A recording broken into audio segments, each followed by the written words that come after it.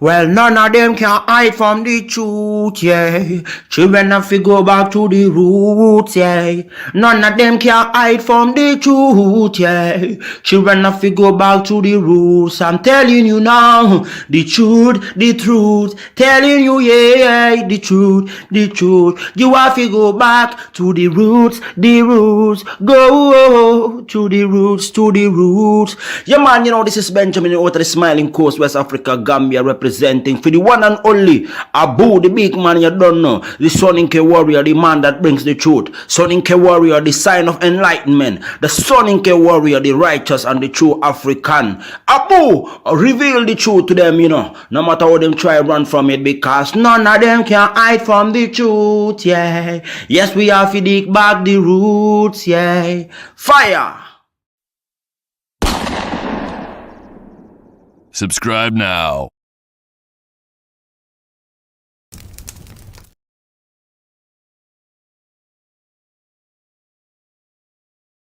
I remember the days, all those years ago that never fade away. And I remember your face when you hit the ground. I can recall the time and place on the midnight walk through the old streets, trying to turn back the clock to the days of old, back to the days when all the things we knew were made of gold. As the world moves on, time sings a song. In the old neighborhood, as the clock strikes one, the memory lives just as it's. All right, ladies and gentlemen, welcome to the Afridamus Report. I'm your host, Afridamus. Please make sure you hit that like when you enter in. It's free. So, ladies and gentlemen, I want to welcome all of you to today's edition of the Afridamus Report. And, you know, happy Black History Month to all the blacks in the house here. Oh man, let me make a change here. I see that, you know, I got the wrong virtual here. Let me make a change here quickly in real time as this is happening, because you see the background has to match exactly what we have going on. Okay, let me fix that, and that should be showing up in no time. Give me a moment here. Well, wagwan. Okay, here we go. Let me put this up. Guys, just bear with me here. Sometimes it happens. You don't really fix everything when you come in.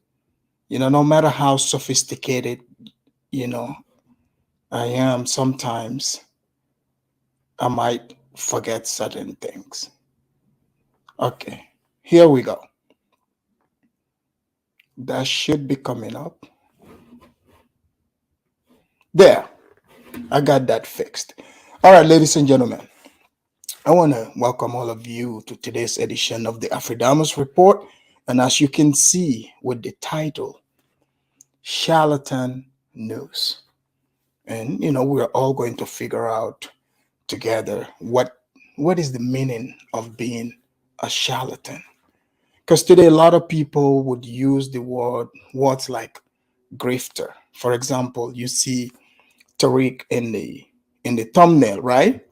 So Tariq, he uses old Negro tactics, because you best believe, you know, all these stories that people try to tell you about, you know, slave history. A lot of these Negroes don't know anything about that history. They are living it, but they don't know it. A lot of them are living in the past. So there's nobody that knows plantation culture more than myself here, Afridamus, because I have taken the time to observe, to see how plantation culture is. You guys are hearing and coming in contact with a lot of these people that are talking about this Pan-African FBA stuff, all those things. I don't think you really understand the mindset. Sometimes I think some of you Africans probably sit there and wonder, how is it possible? How is it possible for someone to be at a certain age to buy into, certain beliefs? Have you ever wondered? Have you ever wondered that somebody can be living like in 2023 with you physically, but mentally they are in 1863 or early 1900s? There are people who truly believe they are living in the era of the Back to Africa movement, the Marcus Garvey time. So when you remind them that, look, no, actually it's 2023, they get really upset. So people that believe, that live that way, they are easily duped by charlatans, because you see, charlatans are very good at selling their liking to their unsuspecting victims, who are sheeps, by the way. You see, because they want to, they don't want to hear the truth. They just want to hear things that make them feel good about whatever preconceived notion they hold onto. So that's why it's really easy to dupe them. Have you ever wondered about, like in America, right? With the blacks, they always say, oh, we have a leader. Mind you, they live in the United States of America. The United States has a government, they have a president, they are Americans, right? The blacks. But you notice they would separate themselves.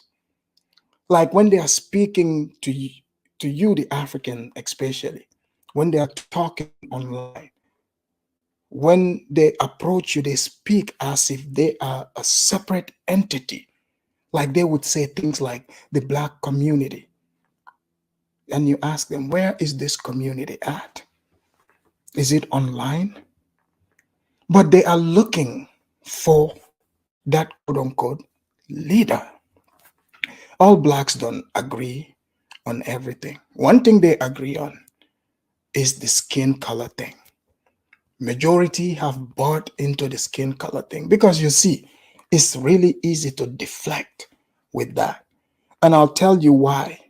Because of that skin color thing. That's why a lot of these charlatans hate black immigrants, Africans. Because you see, you can't be darker than us, the Africans. We came from the black factory. So when a black person in America, pushes this idea that is because of their skin color is what is holding them back, right? And then a guy like me shows up just with a backpack and show up here and take the English placement test. And I take the English placement test and start from the bottom and walk my way all the way to the highest level of English. You see? So now you meet a black person, they hate you because even though they're not telling that black person that, oh, your skin color is not the problem. What about this guy? Mind you, I'm not in this. I'm just living my life. I'm just doing what I enjoy doing. I'm following my mission, the mission that brought me here. And then you see another African over there, a Jamaican person, some Africans from other countries, they don't speak even English. So you walk your way, speak English. So now, if it's about skin color is against the African language, culture. So we have to learn all this from scratch. So now you have the blacks who have been preaching skin color, skin color, skin color. The honest truth is, yes, that skin color used to be a problem for the blacks. Absolutely. Absolutely. I'm not going to sit here and say no. No, no, no, no. When the slaves were freed in America, yes, the blacks did have a hard time as a group, right? But they overcame. That's why the black history in America, that part of it is so inspirational. And it paints them as very strong people. And in fact, those people that matched out of those plantations, you look at it, they were very resilient people. Mind you, they were enslaved at that point for like 200 years. I think the whole thing was like 243 years when you put it together. So they said, now, okay, slavery is over. And they've been in this. They were not compensated. They were not given anything, right? So they are like, all right, you are on your own. You are on your own. So if you look at where those people took themselves from and the hostility against them, to where, and then came to a point and pass it off to the generation to up till where we are today. And you hear how those people sound. The people today, they cry, they say, oh, it's racism. But you see, these people that are coming from the West, they believe that they own the narrative. They created the narrative. They want to hold on, create a standard that they don't have. They want you, me, all Africans to look up to them. But are they the people for Africans to look up to? I highly doubt it. Because I'm seeing many are using, like, because the blacks is the blacks, if you tell them what they want to hear, they will give you money. We are seeing it with Tariq. For example, Tariq is doing it right now. So a lot of the people that are mad at Tariq, to be honest, the way I look at it is because they cannot pull it off. But they are all in the same lane.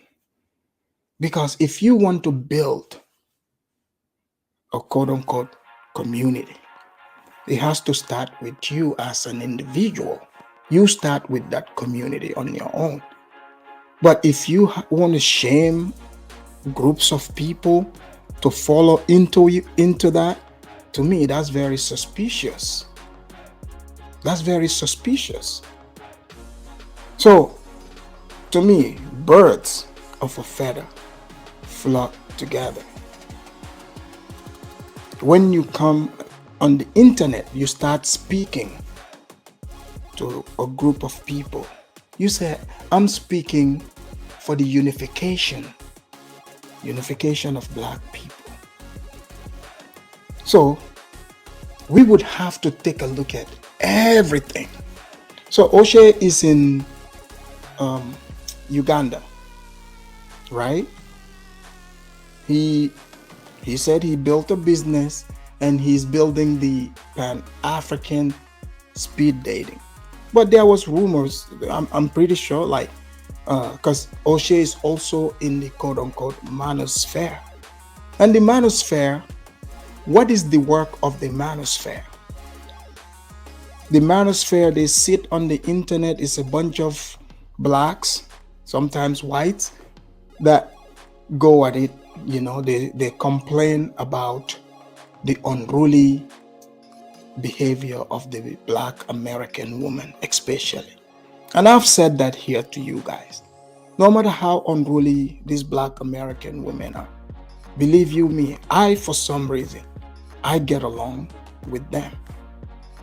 I get along with them because my thing is, I do not put up with the type of nonsense they bring towards the black American males. You are sitting on the internet all day. You are complaining about the woman not, trying to follow your lead. If you have to tell the woman to follow your lead, that means you are not even qualified. But now, these men eventually, they started fleeing. Yes, you guys heard me. They started fleeing America. And now they call them passport bros. But this is not even a new thing. This is even a thing amongst the white people. They used to call it mail order bride. What they would do is they would order wives from the Philippines. Philippines is a popular one. Russia, China. Because the idea is, they said the American woman is not submissive. What do you mean by the American woman is not submissive? A lot of these men, they create this fantasy about what they want the American woman to be like. But it's too late for that. Because you see, the American woman majority believe to be independent. So these guys come on the internet to complain about this. But this same group of guys also, some of them branch off to quote unquote Pan-Africanism. So O'Shea is a branch off of that. He's a Manosphere, passport bro, / Pan-Africanism, Pan-Africanist. Now, FBA. I mean, I'm confused. And also, they said he's a doctor. He's going to medical school in Poland. That is very interesting. I mean, the guy makes lots of videos. I've never heard him use medical terms, even mistakenly. And also, I've never heard him speak Polish.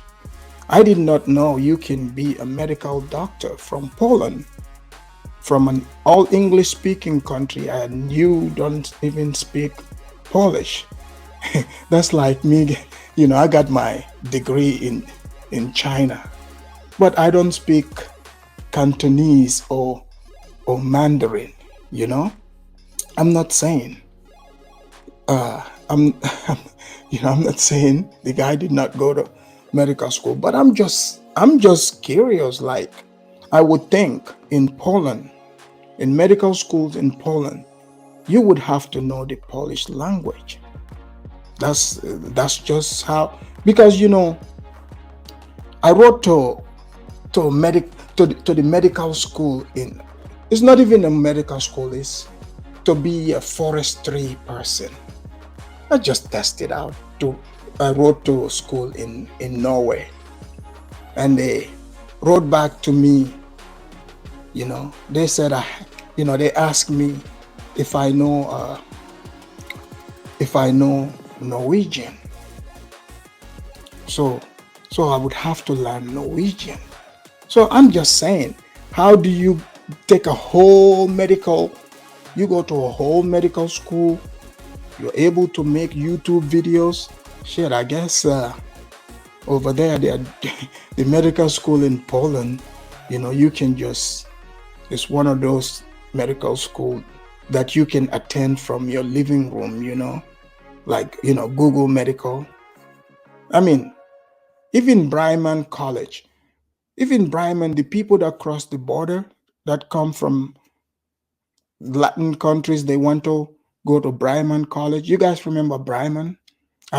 They used to show the commercial during the day, like when Maury Show or Jerry Springer used to be on. Yeah, you can't go to Bryman College if you don't know English. You guys know this. So I'm just surprised at how no one ever questioned it. But since it's Black History Month, I have a video here to play to show you guys, O'Shea came out, right, with a video that said, here is the reason why Black people support Tariq, when Tariq attacked black immigrants. So he made that video. It's a good video. We have that here. And then Tariq responded to O'Shea after that. We would play that here as well. And then after that, I'm going to play to show, after Tariq gave O'Shea a warning, what ended up happening, what brought us here. So to me, I'm confused. Is he a Pan-Africanist? Oh, these guys are just trying to make a hustle. Oh, here we go with the cure. A lot of universities in Europe offer classes in English. The cure. We are talking about Poland. Can you show me proof? Like, I'm just saying, like, look, I just never heard the guy use medical terms or even mistakenly, say a Polish word. Like, I mean, come on. I'm just saying. So, Dikio, you don't know what you're talking about. Do you think medical is a joke? Why would an American leave America to go attend medical school in Poland? Does that even make sense? Doctors from Poland, even if you're a doctor in Poland, if you come to America, you would have to go to American school again to be able to practice, or else they would be, taxi drivers here in America. So that's all I'm saying. The best medical schools in the world, the most advanced, are here in America. So if an American say they're going to leave America, they left America to go attend medical school in Poland, and they do not speak a lick of Polish, but they went to medical school there. To me, that's suspicious. But I'll leave that alone. So here, let's go. I have a Black history professor. This man, no one knows recent history of the Blacks more than him. No one here knows that. So since we cannot get the man himself to come here physically, he sent us an audio, with a song. And this is Professor Tommy Sotomayor. No one knows Black history more than him. Let's get his tune. Tommy, why don't you tell us what the Blacks built since slavery? Take it off, Tommy. You a grown-ass man. You call me to troll me. Did you get what you want out of this? Did it make you feel better now? There's a difference. I don't bother people I don't like. And this is what you have to deal with niggas. What they built, what they did, what they gained. You want to live off somebody else's law. What they built, what they did, what they gained. You want to live off somebody else's law. Niggas are the worst people on earth. I do understand why they made them slaves. I think one of the worst things that happened was they stopped making them slaves. If they'd have kept niggas as slaves, we'd have built more shit. We'd have been better people. Whenever black people were under the oppression of white people, they did more. They were more productive people. Name the shit you built since being out of slavery. Name it. Name it. Let me explain. You claim you built DC. You were enslaved when you did that. You claim you built the railroads. You were enslaved when you did that. Everything you claim you built in America, it's when white people had the whip on your ass. What have you built since? Come on, what have you built since?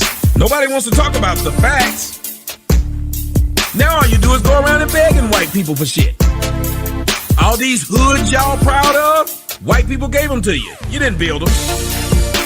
What they built, what they did, what they gained. You want to live off somebody else's law. What they built, what they did, what they gained. You want to live off somebody else's law. What they built, what they did, what they gained. You want to live off somebody else's law. What they built, what they did, what they gained. You wanna live off somebody else's law. Did black people build Cabrini Green? Nope. Did black people build Capitol homes? Nope. Did black people build Carver homes? Nope. Did black people build O-Block? Nope. Did black people build any of these things you're talking about? 63rd, 62nd, 69th? Did you build any of that shit? Nope. Did black people build Compton? What? Did black people build Compton? What? Did black people build Compton? Nope. Let me explain.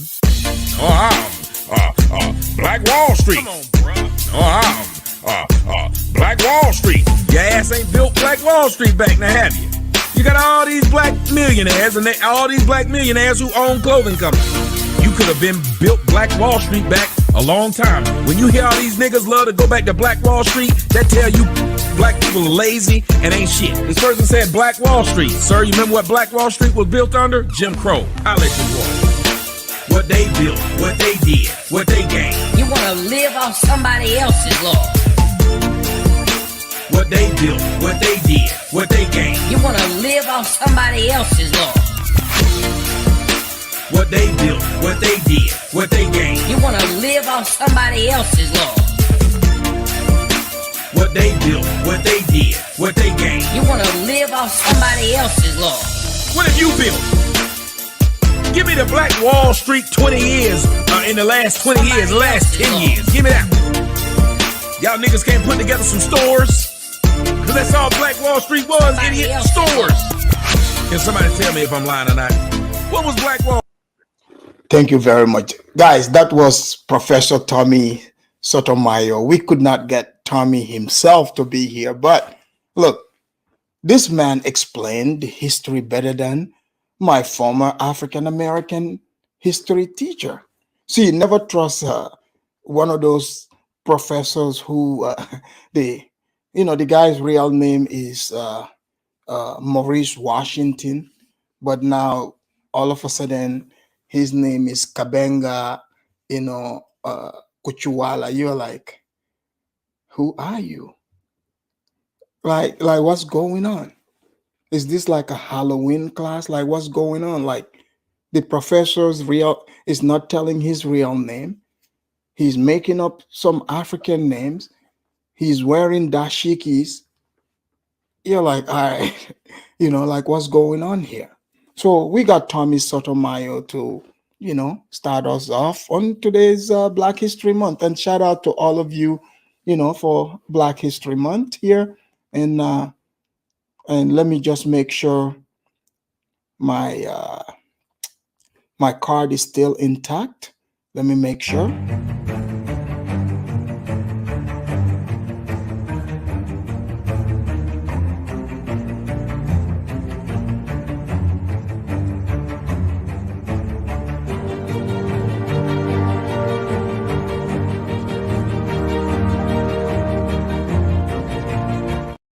All right, that's right. It's still intact. So guys, all right, now we're going to enter the topic itself here. If you missed out on me, showing the zoning case, you can always go back and do the replay for that. And please make sure you hit the like and we, get into this. So let me play my fair usage here, and I'm gonna play the video that O'Shea made. He made this video responding to, you guys know, Tariq Nasheed, Phil, and others. They have made it a thing to attack Black immigrants. Let me do my fair usage here and I'll explain more.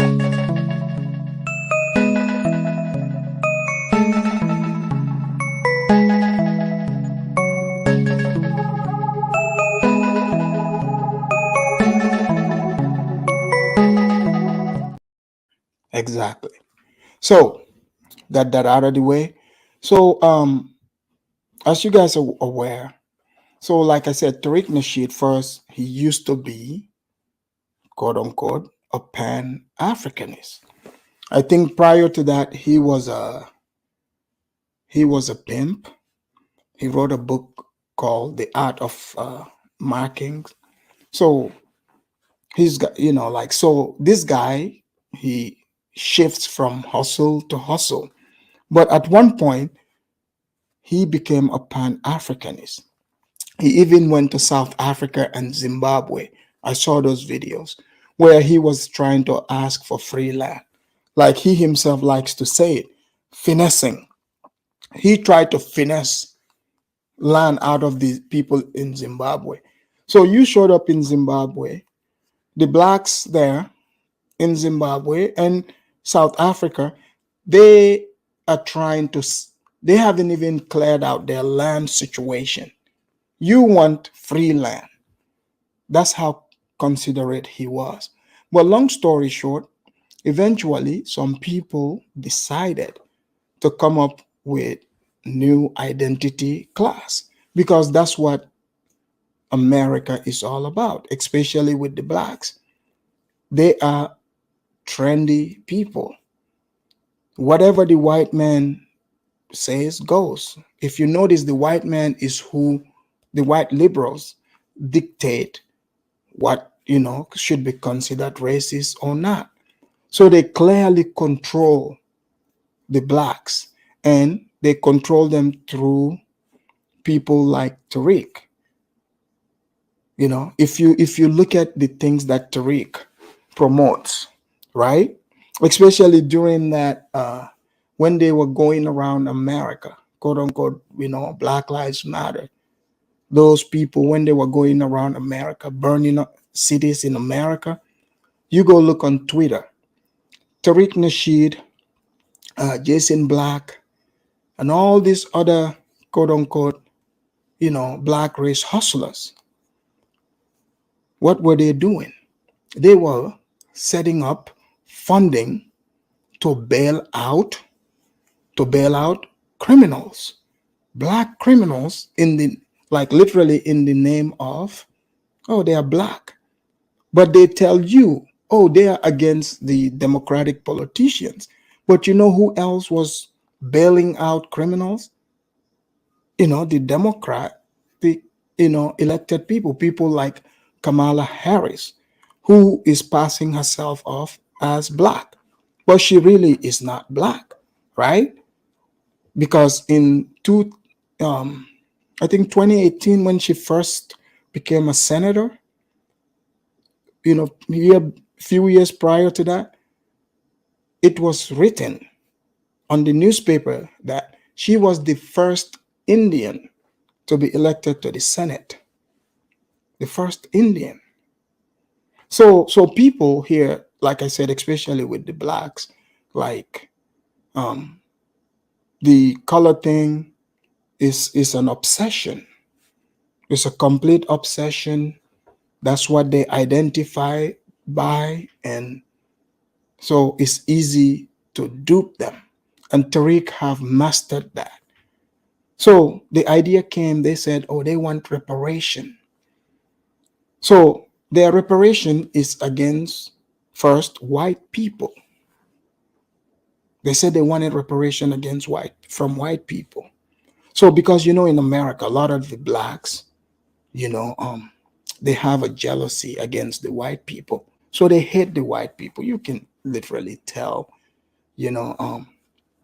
so they started talking about this equality stuff, saying, oh, we were left behind 200 years, we would never catch up. So you mean to tell me, like as if like there's all these white people in America who are wealthy? That's not how wealth works. It's not a race between you and someone else. Did the white race benefit from, what America have put in place? Absolutely. But that's just how life is. But blacks also have that same benefit as long as they're American citizen. But now people like Tariq came in and hijacked another charlatan group called ADOS. They have a mumbling, quote unquote, attorney. This man said he's a lawyer, but he's never You wouldn't find where he even represented anyone. So I was looking at these people, the things they were saying is pretty stupid. But I realized, okay, wait, this might sound stupid to you and I, and they know this. It's just like the Democratic elected people, most of their candidates, even Biden. Like he would look straight in the camera and lie, right? You'll be like, I can't believe he's lying. But you don't realize there is a group they are talking to. There's a group they are talking to. And this group believes in this. You remember, to regular thinking people, we thought it was so crazy when Biden said, if you don't vote for me, you ain't black. You guys remember that? All the blacks went out and voted for him. It mattered to them for Biden's opinion of their blackness to stand. So they all so to you and I, we might be like, nah, come on, nobody's gonna care about this. Oh no. What, white master not validating the blacks? Oh, there's no way they'll be able to handle that. Biden not approving the blacks as blacks, they can't handle it. So he knows majority of the voters are black women, right? The black men rebelled, majority rebelled, right? But still not majority enough. There is few of them that rebelled, and they're like, I guess I'll lose my black card. You see? But many are like, oh no, man, Massa Biden, oh Lord, Massa Biden won't take my black card. I can't take that no more. Massa Biden, I'ma vote for you. You guys saw Charlamagne was there. He did not challenge it. So that's why you cannot take these black medias serious. You cannot take them serious. They're cheerleaders, booty clappers, period. Because the hustle is in grifting. It's in grifting. So now, Tariq have his branch. He has his tribe. And their modus operandi is, how they operate is to attack black immigrants. Mind you, they started making up these lies that black immigrants are against their reparation. But at first they said the black immigrants want to, quote unquote, finesse it. How does that even make sense? How does that even make sense? So you mean to tell me the US government owes you all this money, the blacks? So somehow, you're supposed to get it, but of all the people, all the group they are going to listen to is the black immigrant group. Guys, does that even make sense to you? It doesn't make sense. But the blacks need someone to hate. And Tariq know this. ADOS, the half-breed lady, the lesbian one, what is her name?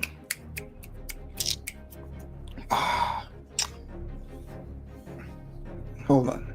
Yvette Carnell. It's always the light-skinned ones that are super upset too. Because she, I don't know why she's even mad at Africans. Because she cannot pass for African. You see? We're not claiming her.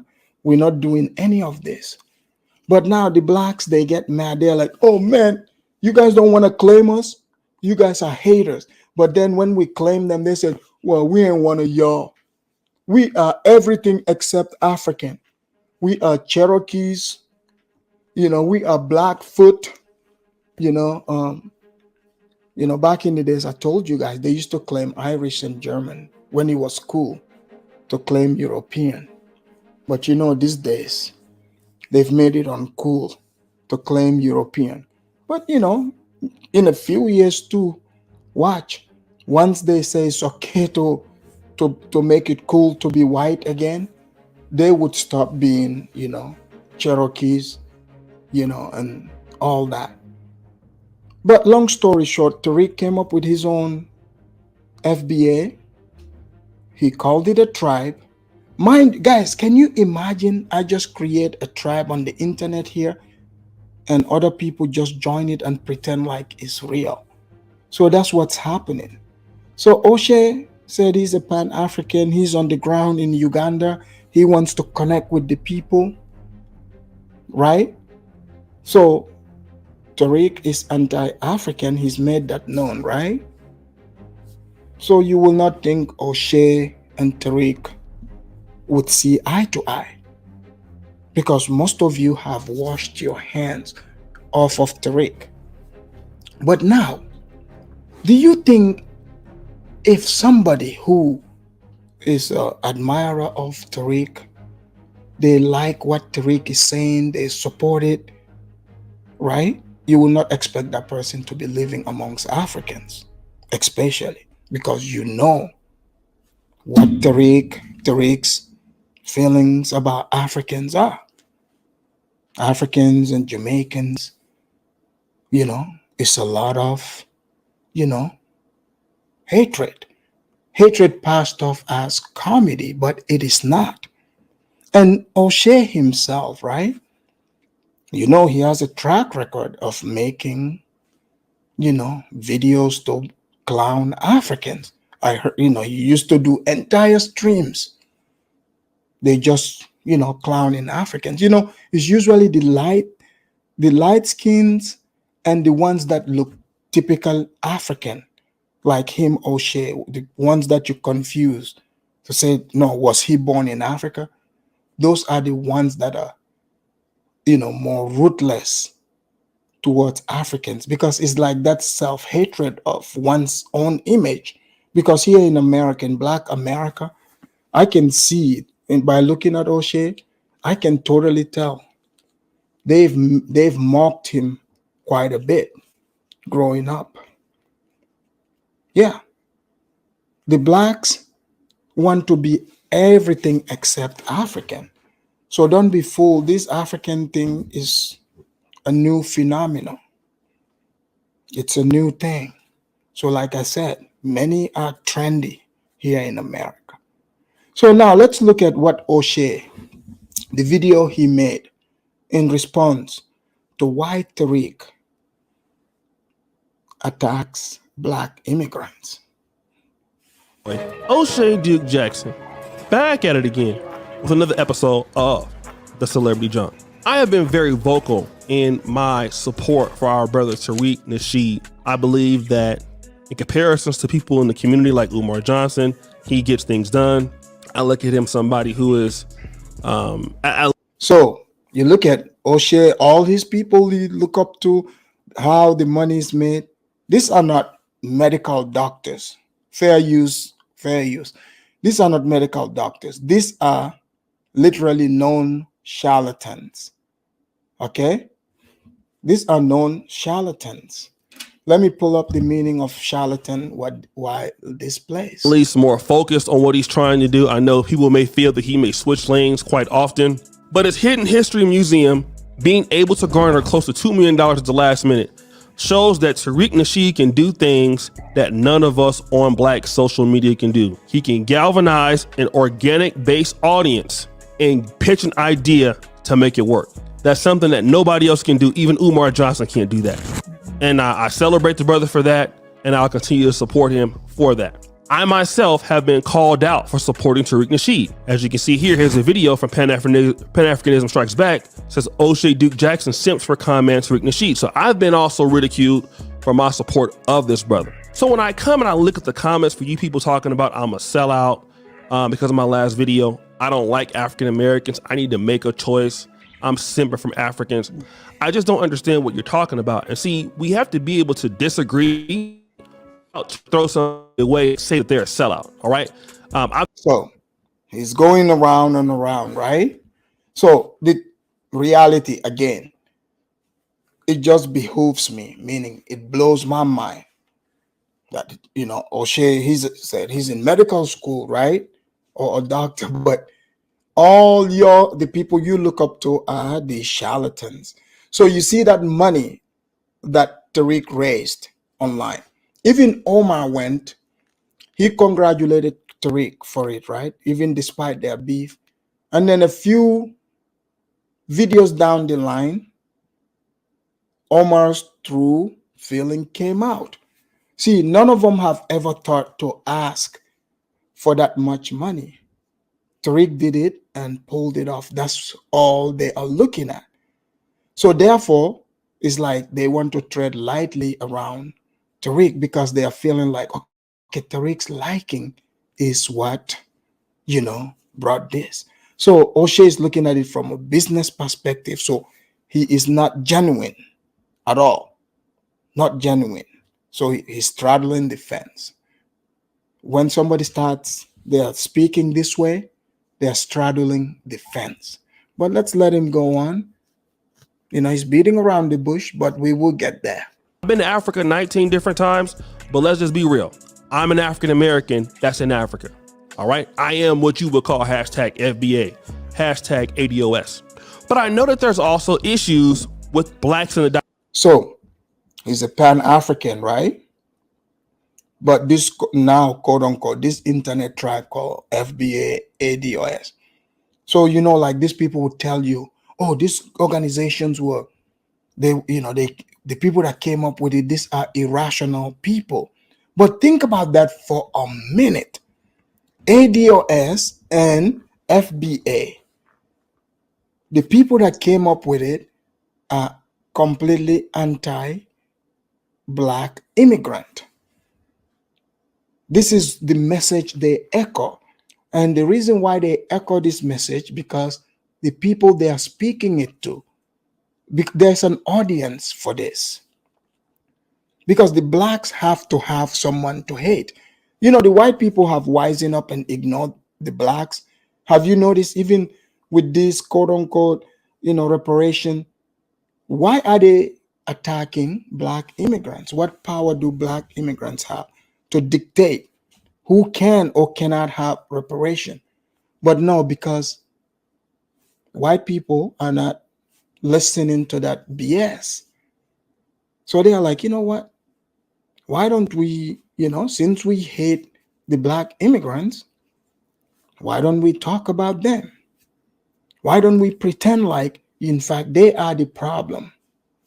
The white man was going to give us our reparation, but it's just, they said these black immigrants are supposed to be the ones that, that would dictate it for us. That is not the reality.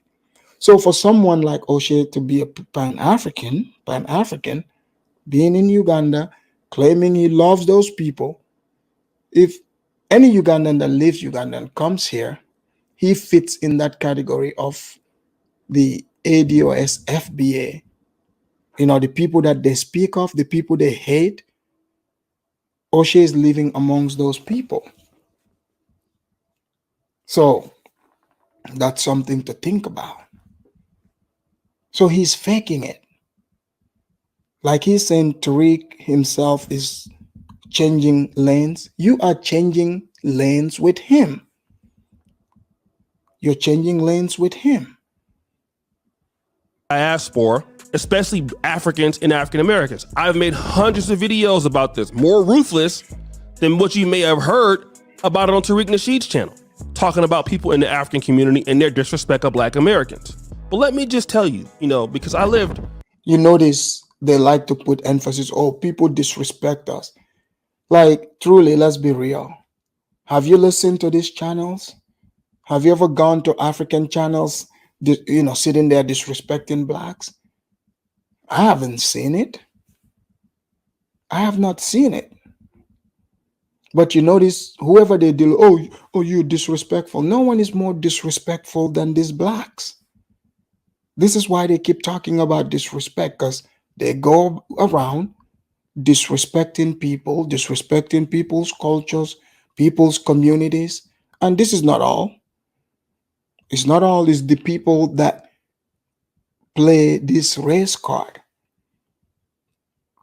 You know, they want to push, you know, their ideology on other people or to fabricate, because, you know, all this quote unquote, there is beef, diaspora beef.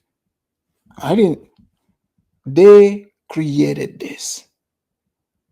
You know, it's a manufactured quote unquote beef.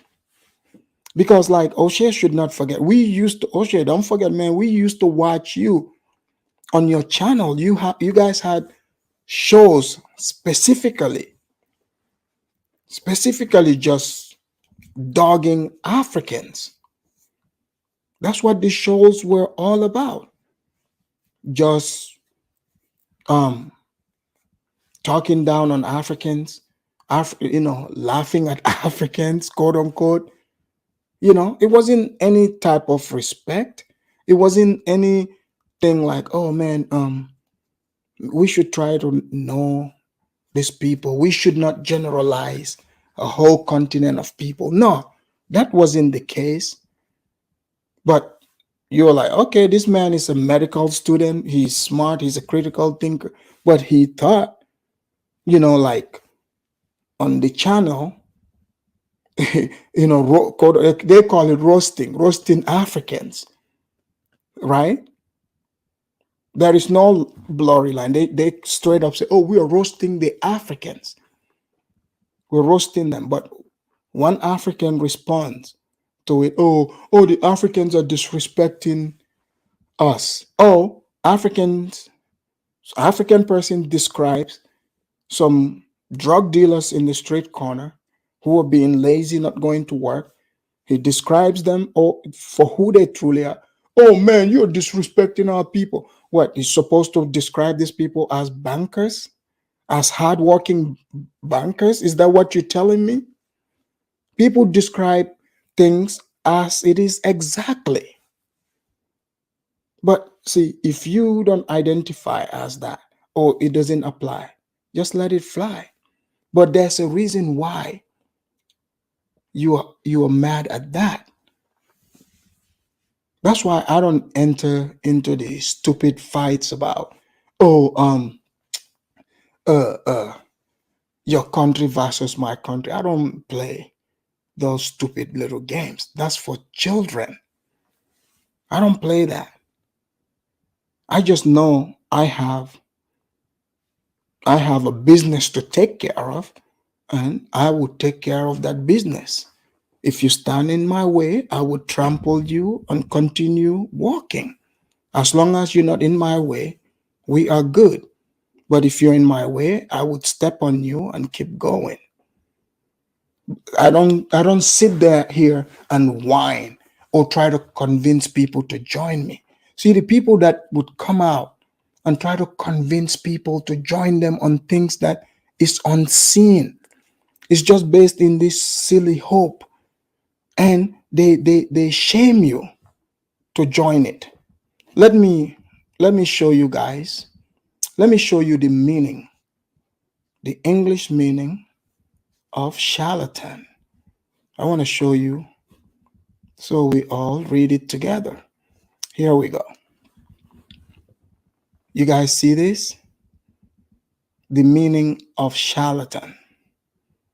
It says one making usually showy pretenses to knowledge or ability, fraud, faker, a charlatan willing to do and say virtually anything to remain in the spotlight. You guys hear that? They gave an example. In medieval Italy, medieval means ancient time, for those who don't know the meaning of medieval. In medieval Italy, people roamed throughout the land, selling fake remedies and making false claims about their healing abilities. Many of these pretenders refutedly came from a village called Cireto, and as a result, Ciretano, meaning inhabitant of Cireto, became an epithet for a quack physician. In addition, these frauds used as practice pattern to attract customers like the charter of a circus. You hear that? The Italian word for to charter is cialeri, and chartering was so associated with Seretano that the spelling of the word shifted to Charlatano. By the early 17th century, the English speakers had anglicized the Italian word to charlatan and adopted it as their own. So it means faker. Faker. It literally means that. So let's continue. I came to Poland to go to medical school, and I did graduate. But I was dealing with the African community head on because. So he said he went to medical school. You heard that. When you live in the black community abroad, there is no African Americans. You know, when I'm going to London, there's no African Americans. When I'm in Germany, there's no African Americans. When I'm in Poland, everybody's African. So I've learned to. Oh, sorry, wrong. What I'm dealing with. I've learned to understand, some of the things about the African people, and I look for the similarities in us instead of what we're disagreeing with. And let me tell you, there are going to be people in any section that are going to talk shit about you. There are going to be those. Okay, you hear that? He's going to look at, what we identify as. But how come that is not practiced here in America? Oh, psychological observer. Thank you for writing the pronunciation for me there. St. James, thank you for the $2 super chat. He said, "To Niger is the true definition of charlatan."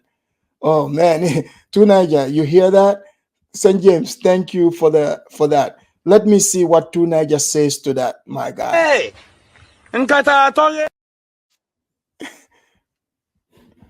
so St. James, To Niger is, let me see what he says again. Hey,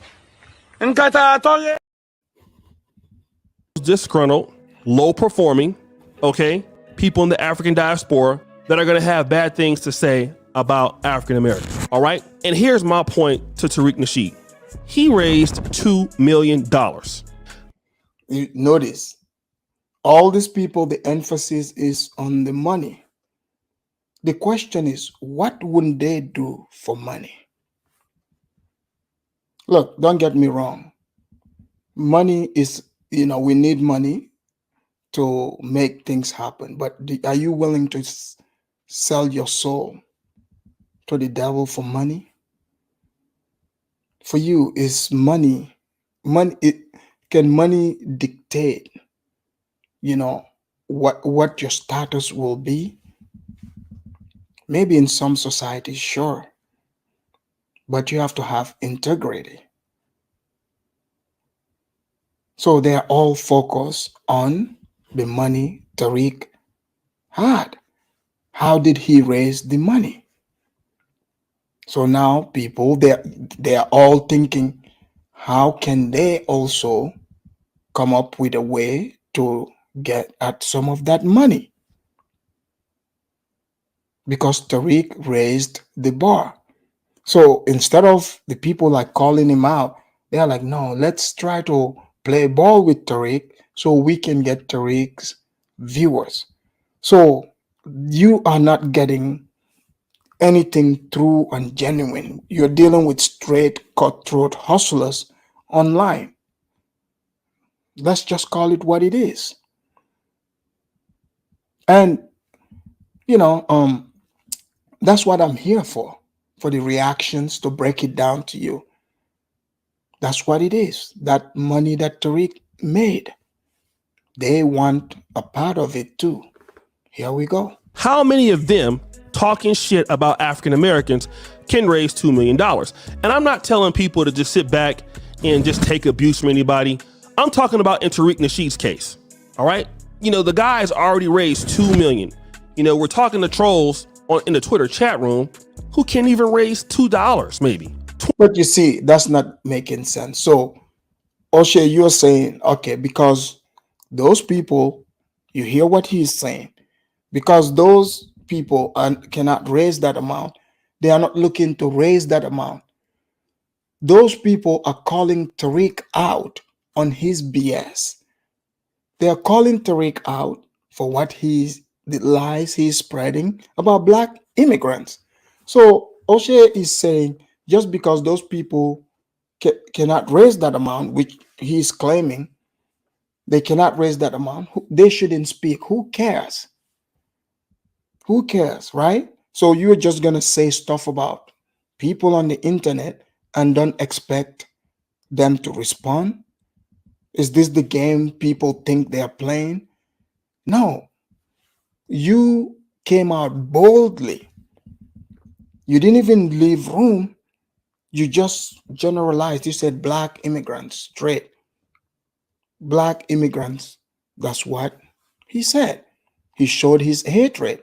So if anyone that supports the things he is saying, you co-sign it, that means you guys are in the same boat. So let's not play the games. We know what it is. We are seeing it. So like, don't be scared. Don't have weak knee. Stand on what you believe in. That's what people respect. But these guys are not going to do that. They want to play both sides. Whatever they think that is. That's exactly what he's doing here. He's trying to double dip. And what's this thing about he's building a media empire in Uganda? What's that all about? What happened to the medical degree? In Uganda, they need doctors. I mean, they got a doctor there, Dr. Jackson. Museveni better put him to work. I mean, you got a fresh doctor from Poland, a black one.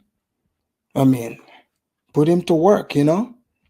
We would like to see the man do some work. But you came from medical school. All you could think about is setting up Pan-African speed dating.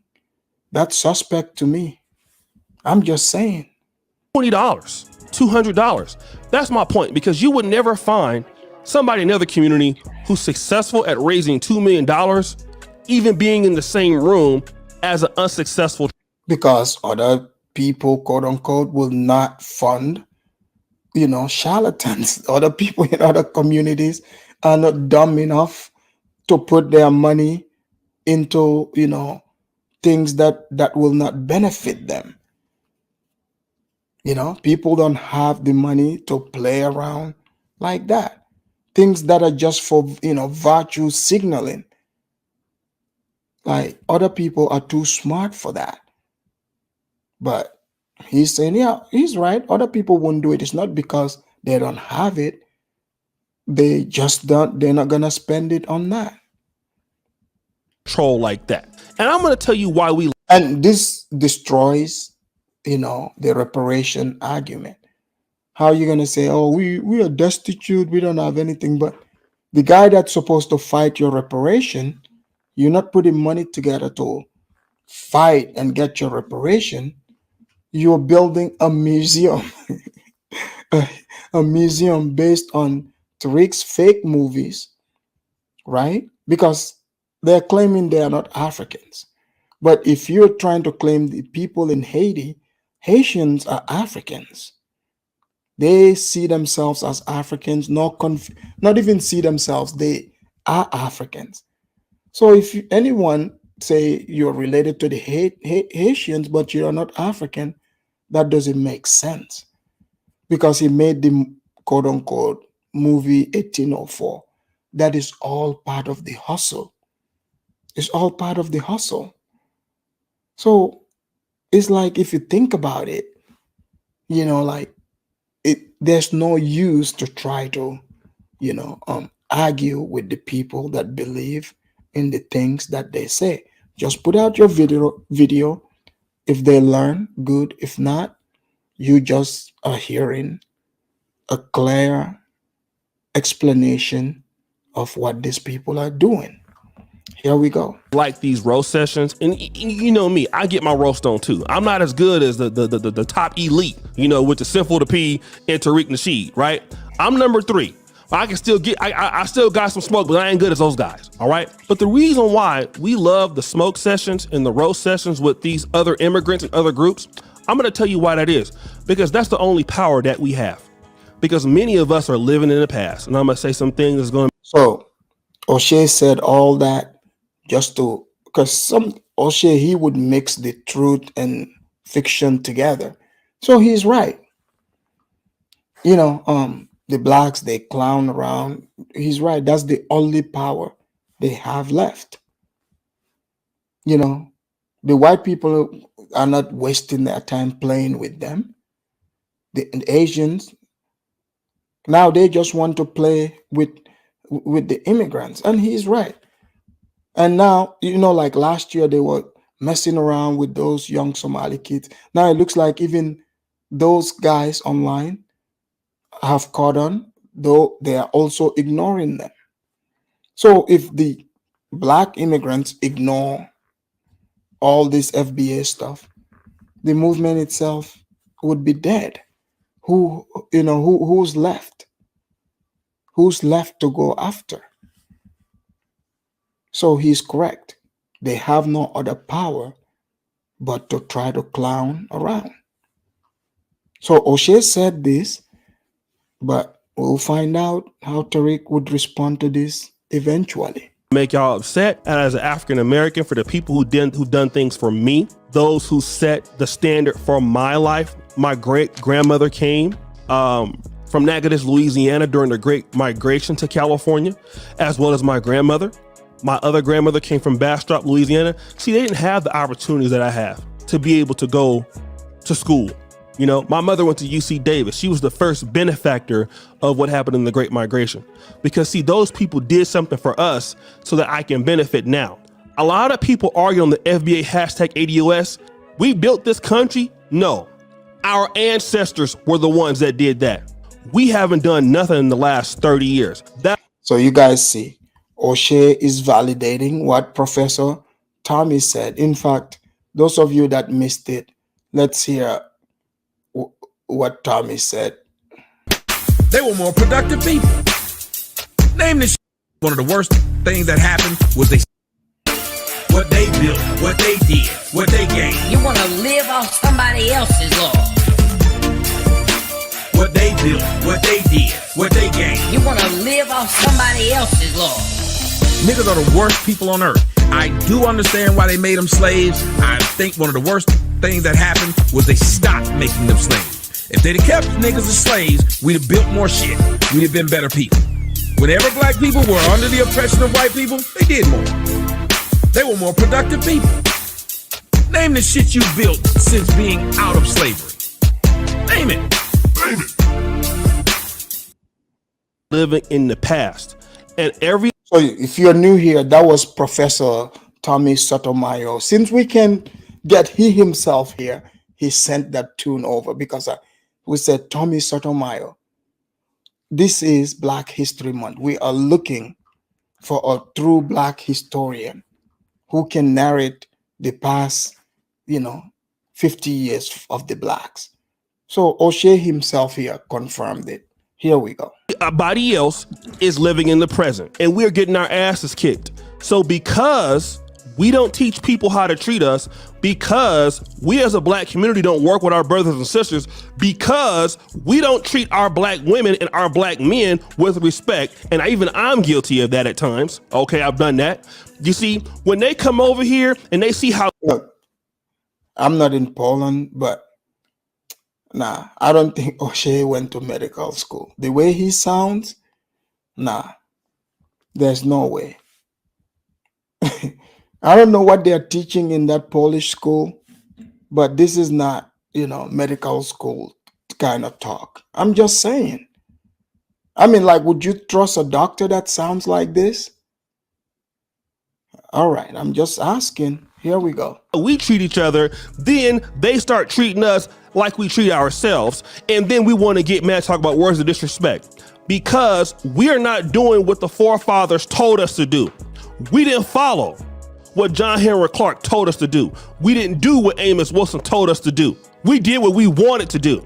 And now people are coming over here who are more disciplined than us, beating us at our own game. Now you want to be mad at them. And I get it. We can go back and roast them, but you know what that's showing? That we don't have no real power because all we got is a roast. We told them off. You think that's going to change how the way Ethiopians feel? How Somalians feel? I'll tell you what, I got a better solution. And I appreciate the work that the brother Tariq Nasheed was able to do because he was able to get $2 million from a sleeping giant. And we got more to give to do things to develop our community.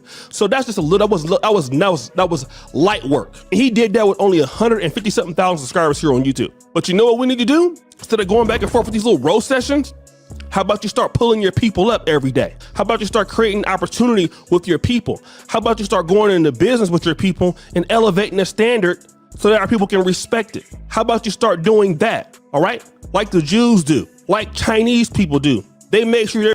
Hold on. But didn't O'Shea himself say he's in medical school, guys? So he went to medical school, right?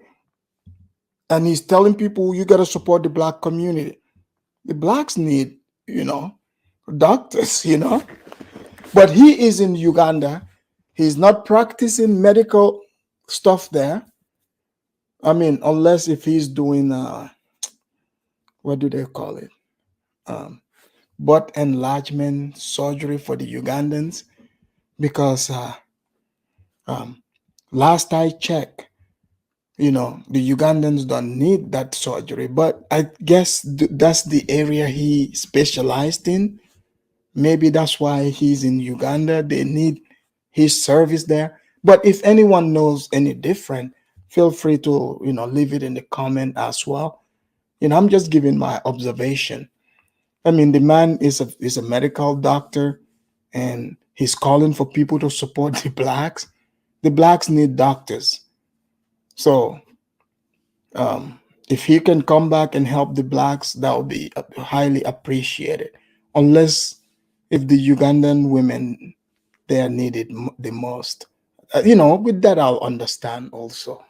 No big deal. People can get in higher positions. They get the skills qualified necessary for people to respect them. So when people dish you, you have what the Jewish have, the ADL, the Anti-Defamation League.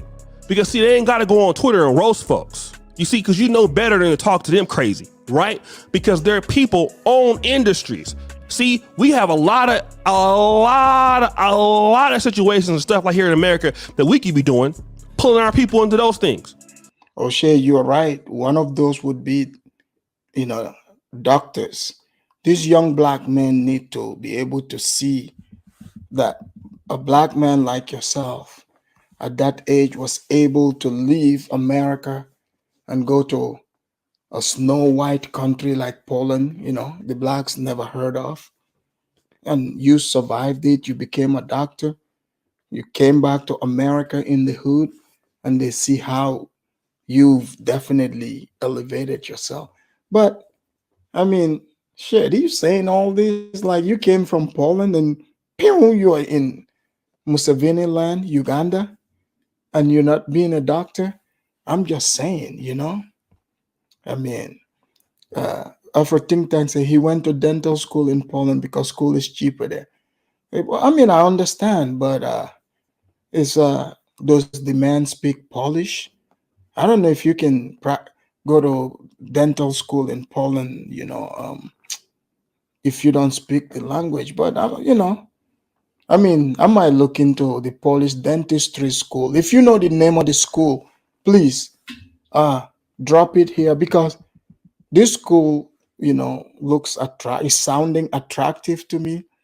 Lately, I've been having the feeling about, becoming a doctor myself. So, maybe Poland, any recommendations? If anyone knows any good schools in Poland, can you drop the link here, please? Our HBCUs, we don't support them. We haven't had a new medical school in Black America since 1972. But now here we are wanting to roast other people. Alfred Think Tank said Poland is very racist. It didn't stop O'Shea from going there. Why should it stop me? I'm very open to racist places. I mean, if O'Shea approved it, he lived there and He goes back and forth.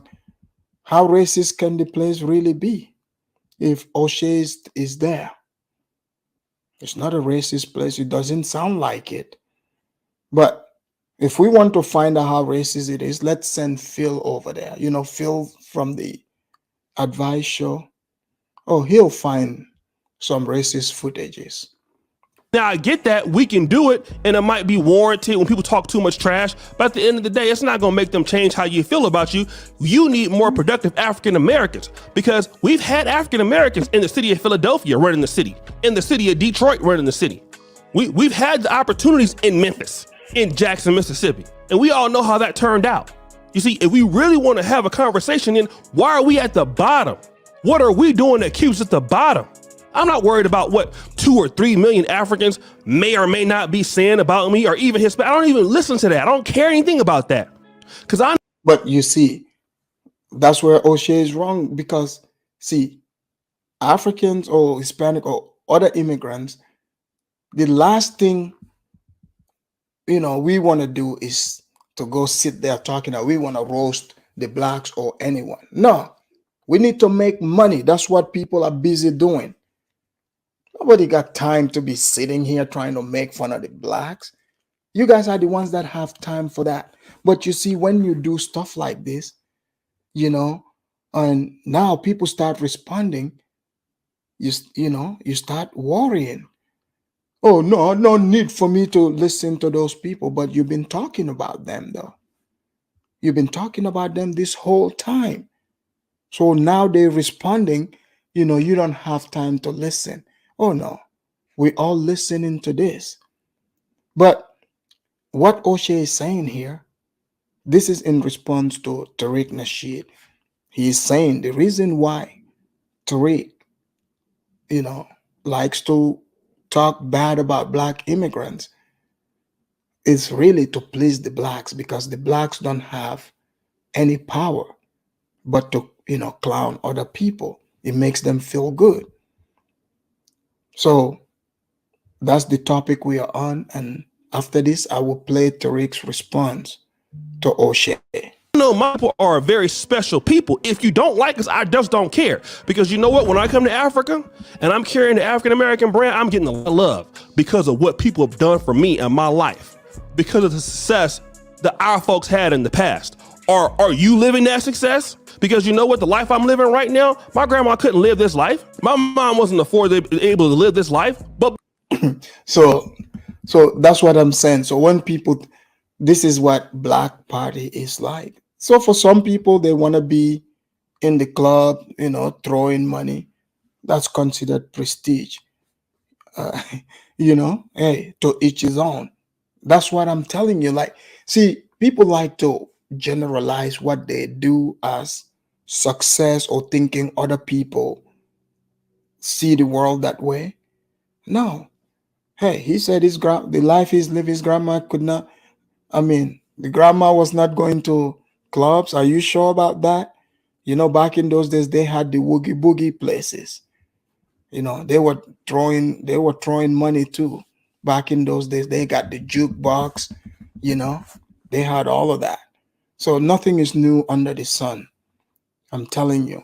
Like, even like right now, I see people who like, they speak about their mamas, and they're like, oh, my mama's days. And I would look at it, their mama is not even that older than me or around the same age, but they try to paint them as saints in our mama's days. I'm like, which mama? No. Your mama was dressing like a slut too. Who do you think you learned it from? It's not really much things that's changed. You know, this hoochie mama you seen all over, you think this just started? I mean, even when I was as a kid, I was seeing hoochie mamas around. You know, teenager times that I used to go to club, the same ratchet people. I mean, hell, there are a ton of 50-year-old ratchets. You think they just became ratchets, you know, all of a sudden? No, they have perfected the game. Do you not see the passport grannies traveling all over the world? especially Africa. So it's nothing new. So O'Shea, watch out. You don't know what grandma was doing back in her days. You're saying that boldly. You got to ask grandma. Because of what my family and what the people before did for me. Even when I was in the 13, 14, we had deacons at our church that came all the way from, Mobile, Alabama. Yeah, to practice and spread the white man's religion. Okay. In Jackson, Mississippi, and Little Rock, Arkansas, places like that, parts of Tennessee that moved because they came to McClellan Air Force Base in North Highlands and they came in the Navy and things. So O'Shea is saying he came from long lines of Negroes that's been going around brainwashing other Negroes. Because the original charlatan is the pastor. Guys, do you know that Tariq he's also an ordained minister? Do you guys know this? I mean, look at all the race hustlers. They are all reverends. Reverend Al Sharpton, Reverend Jackson. They are all reverends. But how come you've never found their church? Like, these are reverends, but they do not have a church.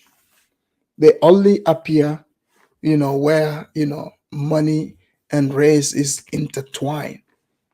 So yeah, Tariq, he's also an ordained minister.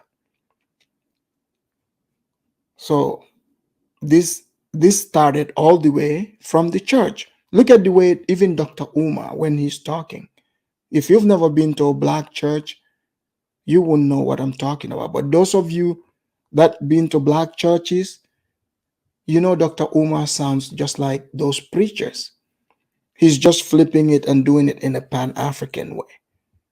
So all these charlatans, their origin is from the church, from religion.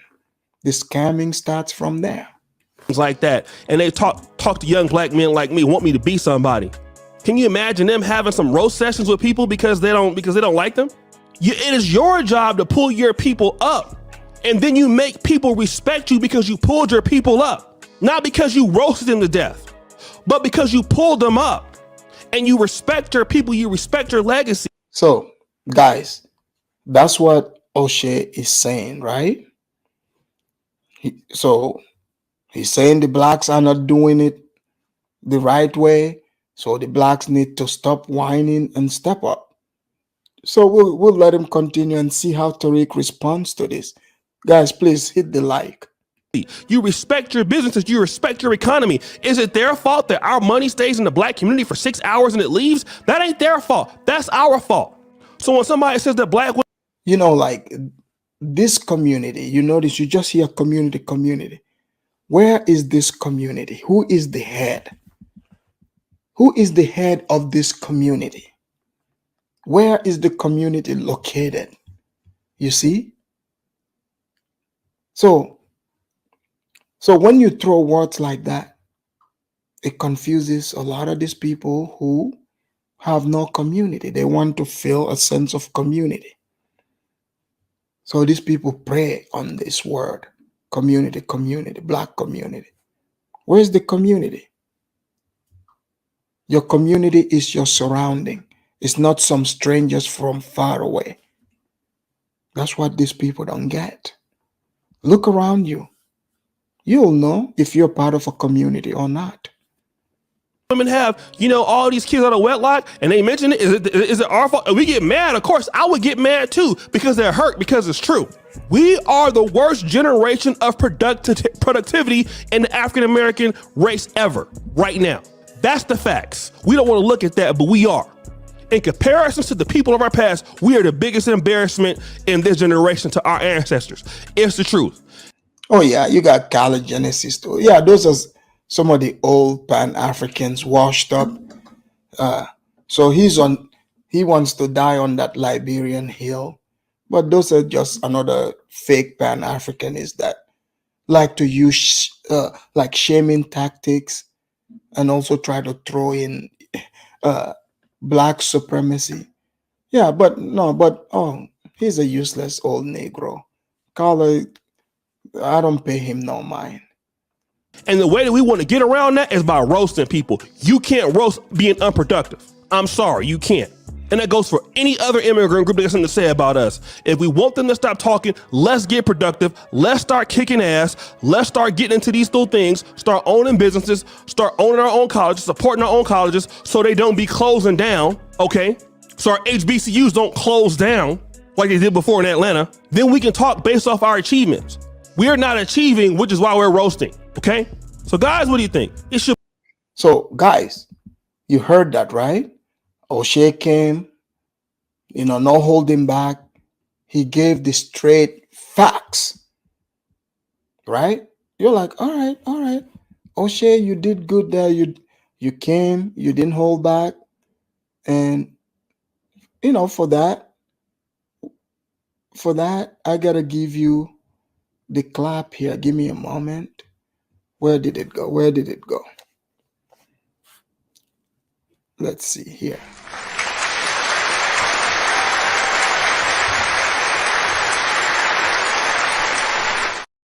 All right.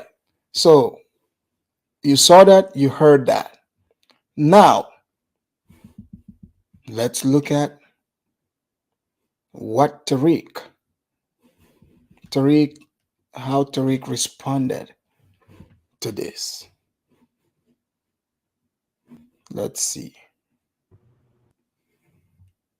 It's O'Shea. I know you're listening. O'Shea, don't. And yeah, that video is from that dude, that O'Shea dude. And O'Shea, and people have been saying you've been taking little shots. You've been, kind of playing the fence. O'Shea, I know you're listening. O'Shea, don't poke the bear. O'Shea, don't poke the bear, brother.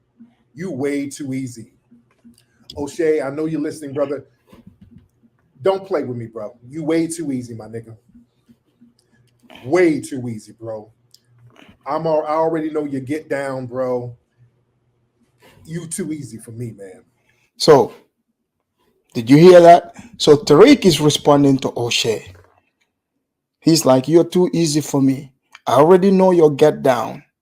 And you guys know when you go after him, especially if you got some dirt in the closet, because he's going to bring the doctor thing, he's probably getting news about whatever is going on in Uganda. Tariq, O'Shea knows Tariq would have totally just gone wild on him. So Tariq is warning O'Shea, you better step back. You need to let that go, man. Don't poke the bear, bro. You keep poking the fucking bear, and a chunk gonna get snatched right out that ass, bro. Don't play. You way too easy, brother. All right. You poking the bear. You pushing it. O'Shea, you pushing it. I'm hearing little things here and there because I don't really watch what you do, brother. But don't poke the bear, bro. Don't do that. Don't do that, bro. Nigga, when I say a motherfucker's way too easy, bro. For my type of petty, way too easy, brother. Way too easy. And I'm So you see, guys, in the plantation wars, it's always been like that historically too. Even though you're not in the fence in the plantation, these people are running the internet like a plantation. So O'Shea poked the bear, which is Tariq. So Tariq is letting him know, you're an easy shot. Because like I said, they like to make fun of Africans. They call it roasting. So the way Tariq, quote unquote, claiming he's roasting Africans, that's the warning he's giving O'Shea, that he's going to roast him like an African. And I bet you when O'Shea was growing up, they used to probably mock him and say he's African. And to blacks, most of them, telling them they're African, especially the women, if you say they're African, they get offended by that. That's like an insult. That's how they enjoy having fun. I know there are many who would go, oh man, Afridamos, that's not true. Yes, it is true. It is true. If you can gaslight other people and pull that on them, but not me. Look, I'm not bothered by it at all. Like, I'm totally fine with whatever people believe in, because for me, like, I don't play into that BS. I know who I am. I'm secure in who I am as a person. Whatever your idea is or beef is with about Africans, you better keep that to yourself when you come in contact with me, and get your good manners in, because if not, you must know I do not play that. It's one thing to think something, is another thing to try to put it into play, into reality. Because whatever people, however way you think about other people, that's on you. That's on you, and you have control over that. What you don't have control over is the situation. But how you respond to it, that's completely within your control. So I don't want to hear people come here and say, no, that's not true. In fact, I knew this African kid, who went to school with. The only thing we said to him was, oh, instead of calling him by his name, we used to call him African Booty Scratcher. That's what we used to call him. Oh, we used to call him Kunta Kinte. Because we think the name Kunta Kinte is funny. You see, it's so funny for an African to be kidnapped whose name is Kunta Kinte. I could possibly be my great-great-grandfather. But no, I will make fun of his name. That's why you look at Kunta Kinte's story, no matter how warrior type he is. Have you ever ran into a Black American who called themselves Kunta, or who named their child Kunta? The most popular African taken into slavery in America. I have never run into. Look, they would name themselves after alcohol before they give themselves Kunta. Like, you think I'm lying? There are people who name their kids Alize. You think I'm lying? Alize, that's alcohol. Or some name their kids cars. Toyota Corolla. Okay? Or Lexus. So you can't find any other name but to name your kid Lexus, Toyota Corolla. Like, what's going on? So let me continue playing this. I'm warning you once. I warned niggas one time. It's like I warned Roland. I told Roland, your little fat ass, Roland, don't play with me. Roland was talking greasy. Roland was talking all of that shit. So Roland, don't play with me, Roland. Fuck him. All right. He's talking about another, plantation, a Democratic shield. In fact, I watched his new debate, quote unquote debate. That Roland Martin, I'll bring that here for you guys to see how victimhood is sold to the Blacks. Just fuck me. Let's get it. Let's go. Let's get it. Let's get it, nigga. All right, let's get it. Let's get it. But man, listen. And speaking of petty, All right. So guys, that was guys, you see that was what Tariq responded to, right? Tariq responded to O'Shea directly. He responded to him because of the video that he made. So you would think O'Shea would be like, man, shut up. I'm going to do what I do. I'm a Pan-African. I keep it 100, right? You would think that's what he would have said. No, he didn't.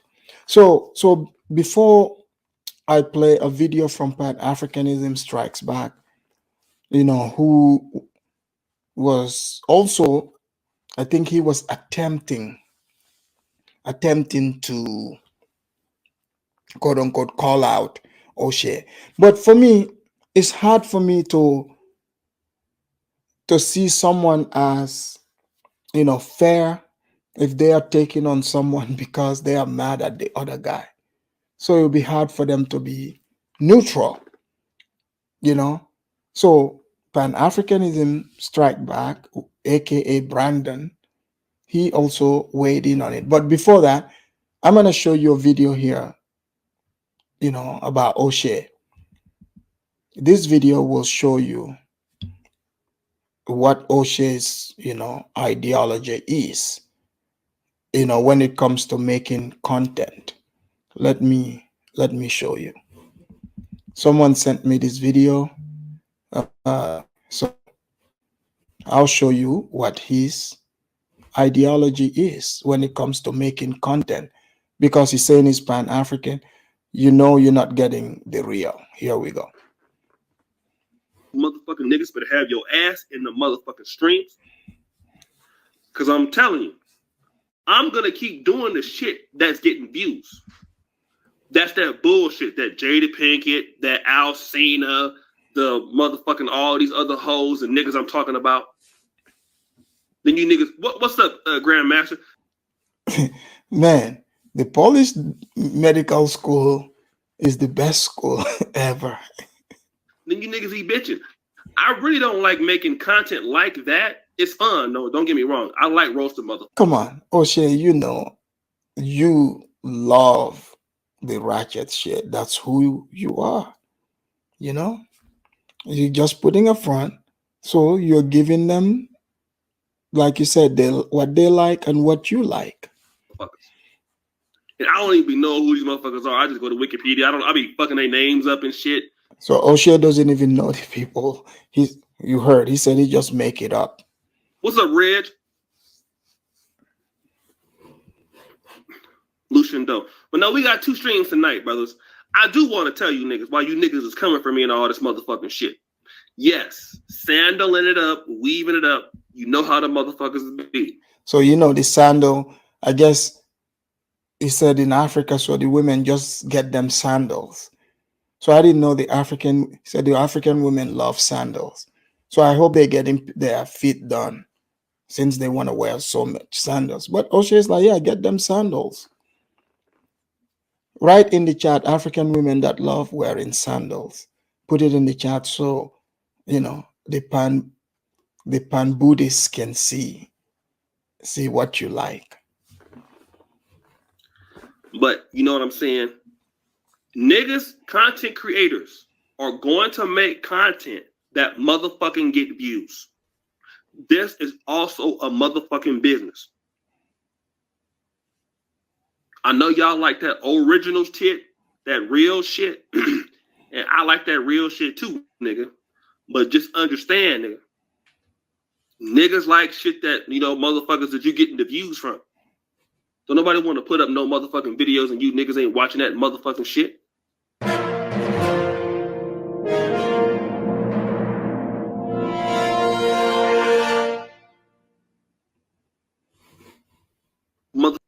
So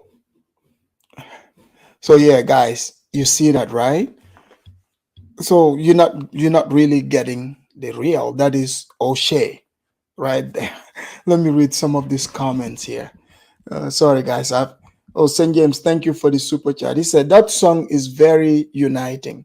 Akon featuring Tommy Sotomayor. You asking if that is Akon and Tommy? No, that is Tommy by himself. But maybe the new song will be coming for them. Thank you so much, St. James. Let me thank you here proper.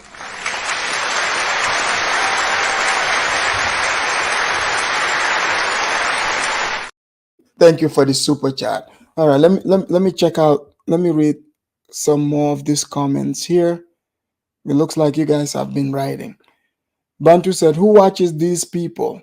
Oh man, plenty of people here in the plantation. Rasmois said, when it comes to the blacks, my fire is anyways inflamed. All right. The cure said, I used to have a friend who named daughter Chiquita. And every time the Chiquita banana commercial come on, the little girl would say, there go me, mommy. Wow. That's crazy. Or Grand Marquis, Ford Escort. I mean, I'm like, what's going on? So guys, you see that, right? So I'm asking the question, like, what is O'Shea doing in Uganda? Is he uplifting the people, or is he promoting Buddhism? Buddhism. Maybe he wants to be a Buddhist, a Buddhist. So let's hear a little bit of Pan-Africanism, Brandon, what he says about what O'Shea is doing. He made a video saying O'Shea is fanboying over Tariq. Let's hear some of that and I'll open the lines. Here we go. Here we go.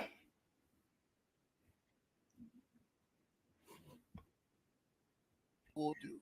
He's one of the few people when I follow her, she's hooking it up for me on the thumbnails. So if you need thumbnails or anything, web design or anything like that, go handle your business over there. Let her help you out. Guys, yeah. I was just putting on my Hugh Girls. If you haven't been over to HughGirls.com, go over there too. You guys think I'd be lying when I'm saying I didn't realize. Guys, this is Pan-Africanism Strikes Back. So you see, he made a video saying O'Shea Duke Jackson goes full fanboy over Tariq Nasheed's hidden museum. So Tariq, now O'Shea is tap dancing for Tariq. So as you heard, Tariq, O'Shea said he makes the video his business. So he makes the videos that bring the views. He doesn't care about how real it is or not. So it really doesn't matter. So it means what all he's telling you, including that medical school, it could just all be for YouTube. I'm just saying that's a possibility. I'm a critical thinker. I like to think and push areas that you, the viewer, haven't thought about. But here we go. I was live, but I really be using Hugh Girls. It's good. It's good stuff. Like real talk. It's bomb. I use everything I talk about. I never talk about it unless I'm using it. So it ain't no like gimmick or no grift. Go over there and to HughGirls.com. Enter the code PanAfricans at checkout to get 10% off of your total purchase or 25% content creators. And O'Shea's never a guy who got too big headed. He makes great money off of YouTube, and again, you notice the emphasis on the money. So whether someone big headed or not, that is subject to interpretation. Those are, black feminine terms.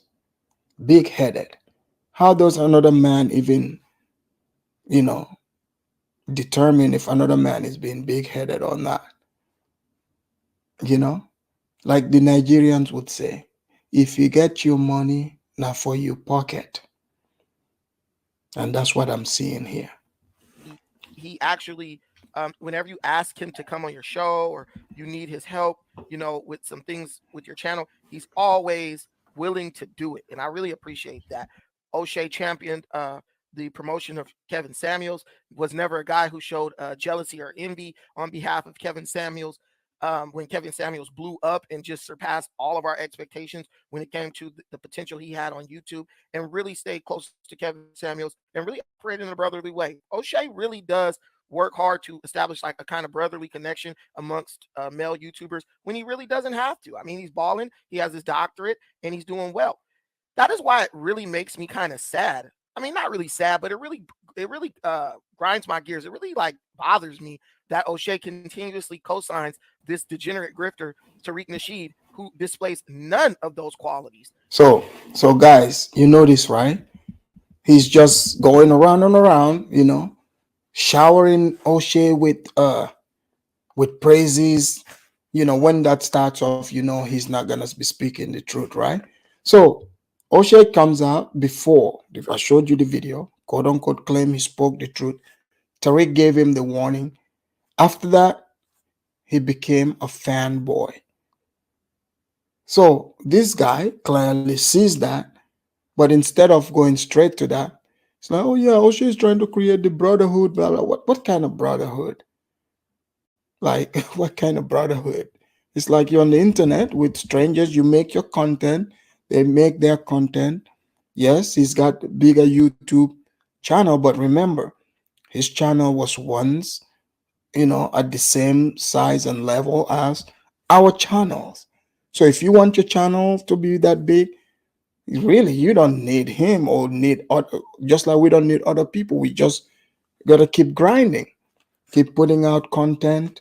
Like I was on O'Shea's channel before. He interviewed me. At the time, I think I had what? It was probably like less than 500 subscribers at the time.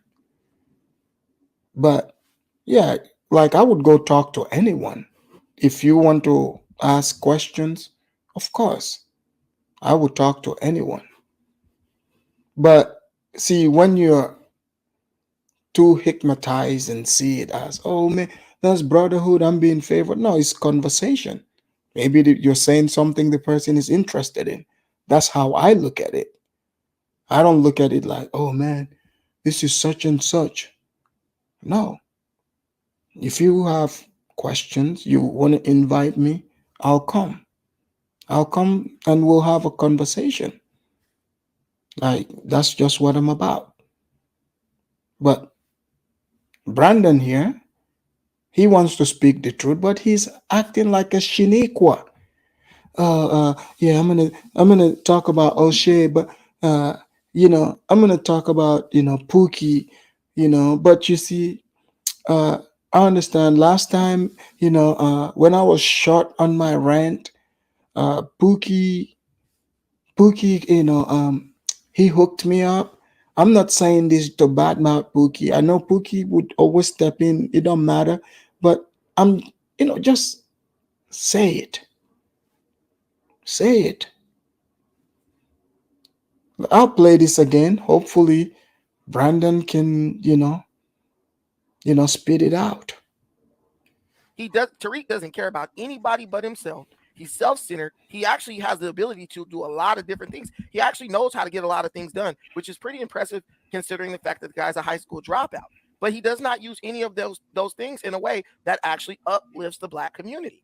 All we see is symbolism and tokens from Tariq Nasheed to get Black people excited, get their money, separate them from their money, and then it's on to the next script, and it's in the next. So Brandon is focused on the money Tariq is getting as well.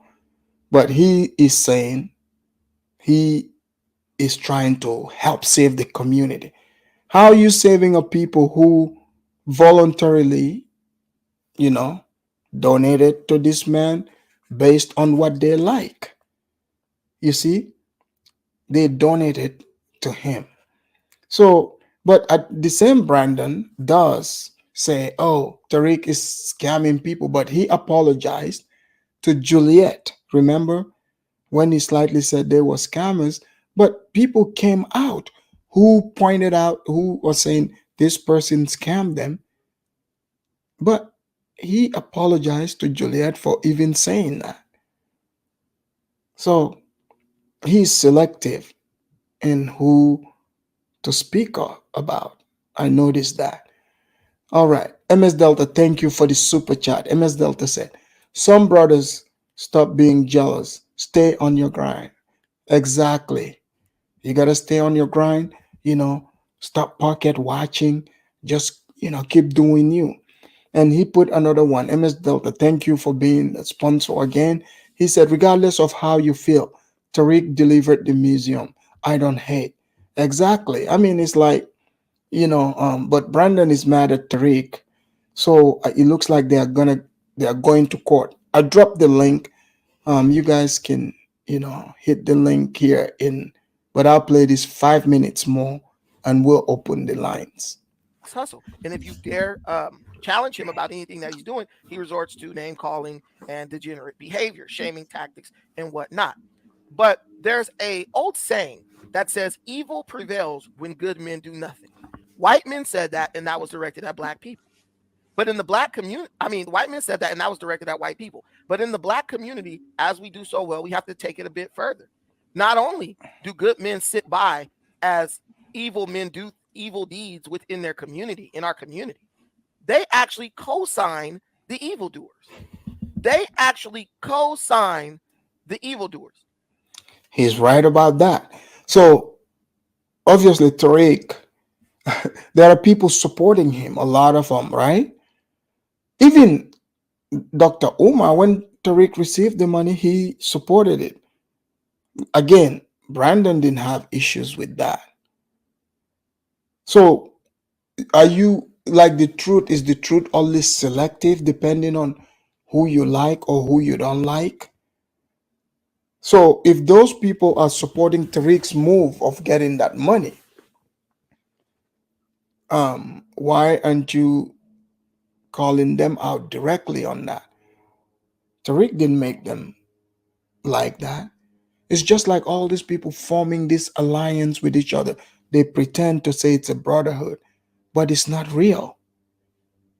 Just like Dr. Umar and Tariq had the relationship, it was fake. So that's why the fallout happened in the public. And, their true colors showed, especially Tariq's true color, making the walrus puppet about Dr. Umar, like he did with Bucci Bear himself here. He created a big bear, cartoon about Bucci Bear. So, yeah, that's what the guy goes with.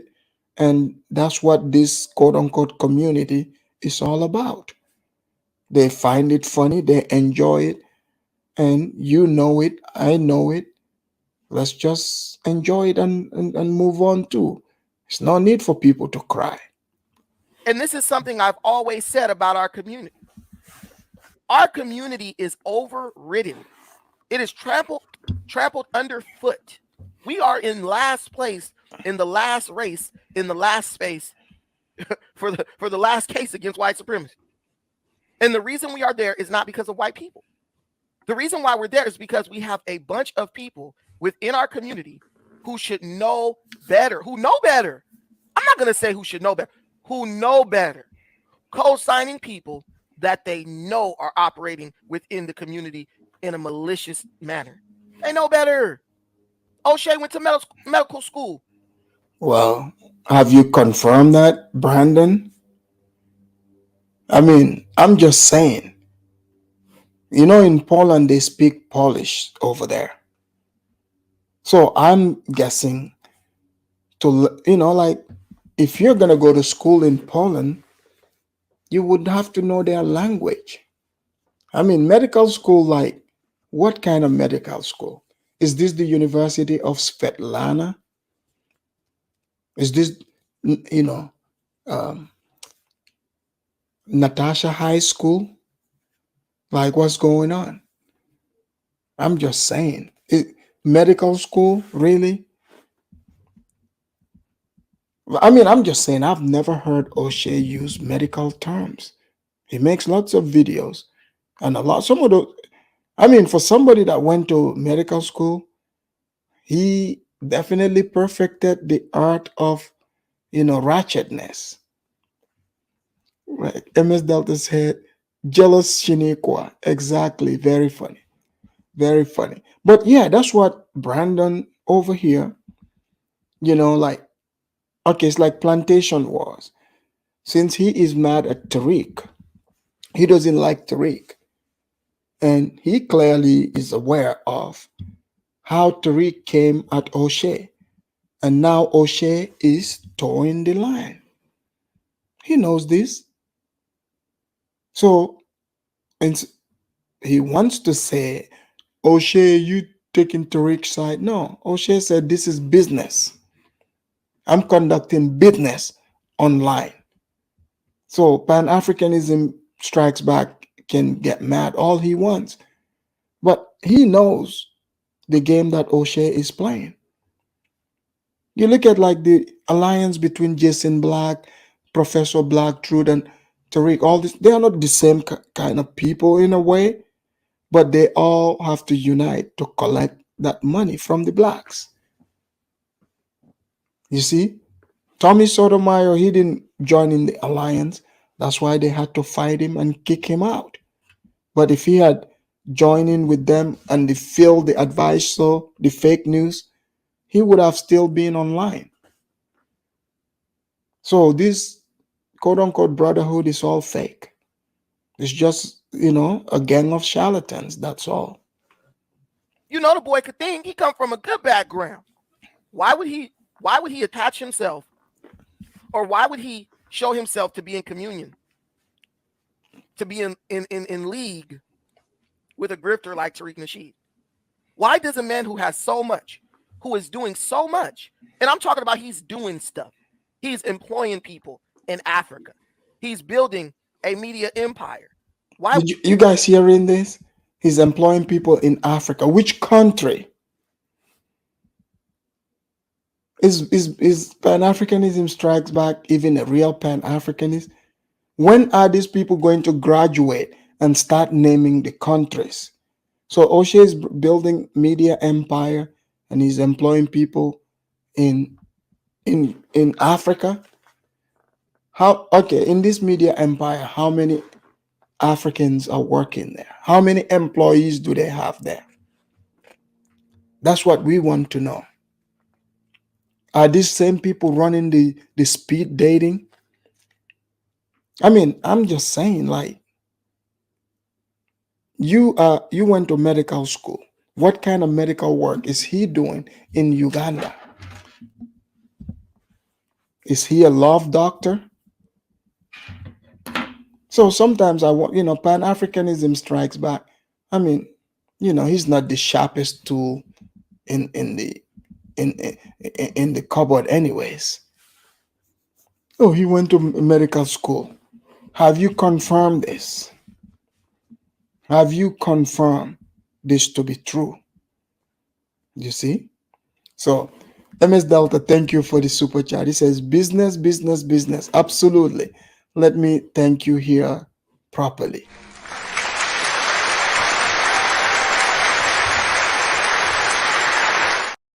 Yeah, that was MS Delta. Let's hear more of Brandon here. With that man, get down on his hands and knees to kiss the backside of a 2-bit high school dropout street grifter. Only in the black community does shit like that exist. I'm telling you the straight truth. Only in the black community would someone who has the accomplishments of a man like O'Shea Duke Jackson lower themselves down. So Brandon is coming up with his own fantasy and not even confirming this. Genome said they have English grad classes in Europe. I'm sure they have them. We're speaking about Poland and going to medical school in Poland. I am well aware. Why would an English speaker leave an English-speaking country to go to Poland who barely speaks English? That's all I'm asking. But thank you for the super chat. MS Delta said, Brandon, show your work. What have you built? Good question, Mr. Brandon. Let me thank you guys here again. Oh man, I'm far down here. But yeah, guys, I'm just saying, so when people say, oh, in Europe, you switch it to Europe, but there are different countries in Europe. And in Poland, they speak Polish. And to learn medical, to go to the medical field in most countries, the language that is dominant there is the language used to teach medicine. That's all I'm saying. But thank you for the super chat.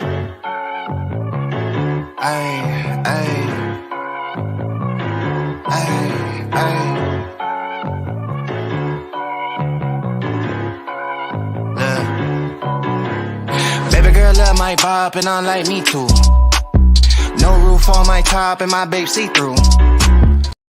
All right, thank you guys. But yeah, Brandon is creating. That's why I said it's plantation wars, because now Brandon is elevating O'Shea to put Tariq down, but O'Shea is the one looking up to Tariq. So Brandon is in denial here.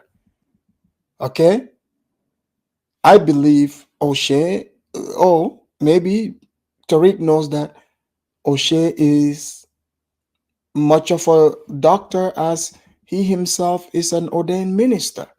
He knows this. Okay? He knows this. He has many careers in the past. He used to be a pimp, R&B singer. You guys remember his album, The Egyptian Mosque? Yeah, he has a song out there called The Egyptian Mosque.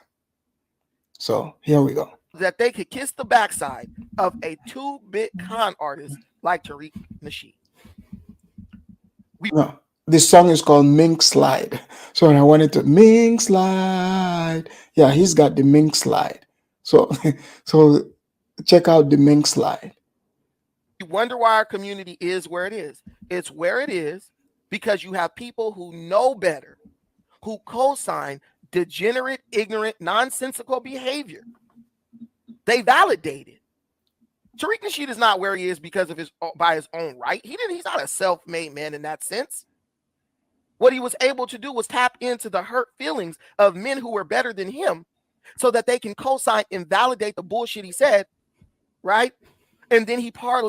Look, those of you in the chat saying, yes, it's cheap in Poland, Russia, but why would anybody leave the United States, a place with the most advanced medicine, medical schools, leave America, and go to Poland? Their medical school is almost medieval compared to the United States. Are you kidding me? That's all I'm saying. Maybe they might be doing English, but I don't know. You can't come straight from Poland, from Polish medical school, and practice in America. That much I know. MS Delta said, Afridamus going to medical school is not a big deal. Oh, I know that. He said, did you graduate? That's a good question. Getting an MD is just the start. You need additional training and certification after school. That makes sense. Maybe he's doing the training in Uganda right now, so that's possible. The Kyo said, if you don't believe about English classes in Poland, look at it.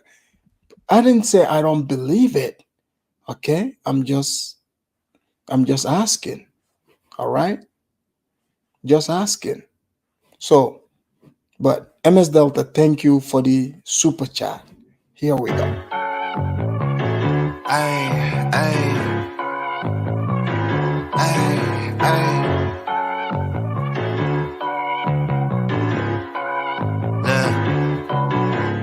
Baby girl love my bop and unlike me too. No roof on my top and my babe see through. Hating on the pen, don't stop, shit ain't gon' feed you. MS Delta, thank you for the super chat again. Laid that into financial gain. He used that validation to gain people's trust. See, people trusted him because people they trusted co-signed the stuff that he said. And now, for the past 20 years, he has been able to operate within our community like a damn parasite.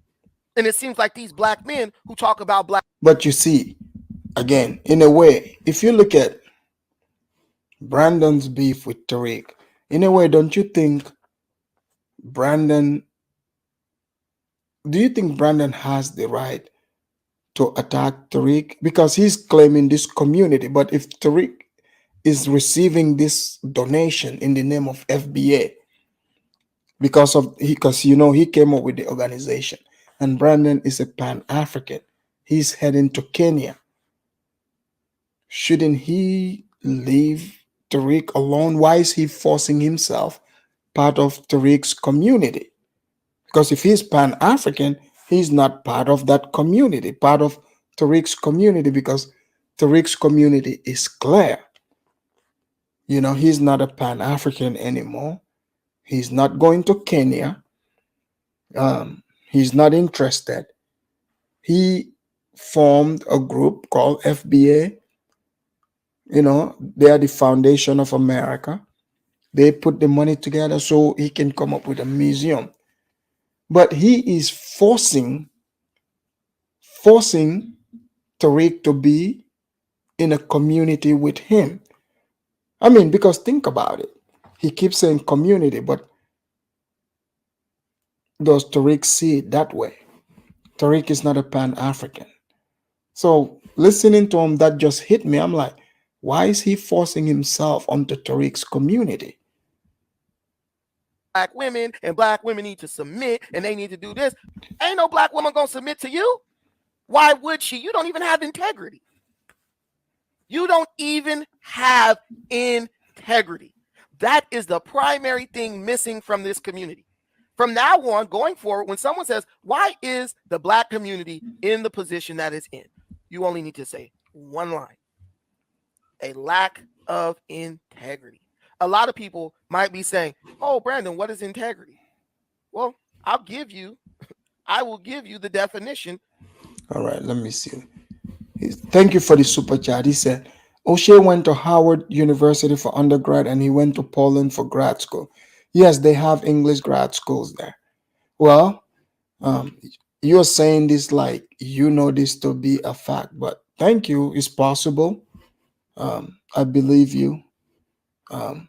I was just playing the devil's advocate, you know, bring out something else to think about. But if you say so, plus I've never heard O'Shea use any medical jargons, you know, that's all I'm saying, or even polished language. I mean, the man is very well versed in giving hood entertainment and, you know, speaking about booty. He's well versed in that. So I don't know if that's the classes they were offering in Poland, but give me the name of that university. You know, maybe I can see if I can enroll there myself. Here we go. Of integrity, right here. Let me just so we could all learn together. Brandon, what is integrity? Well, I'm gonna put it on a banner just for you.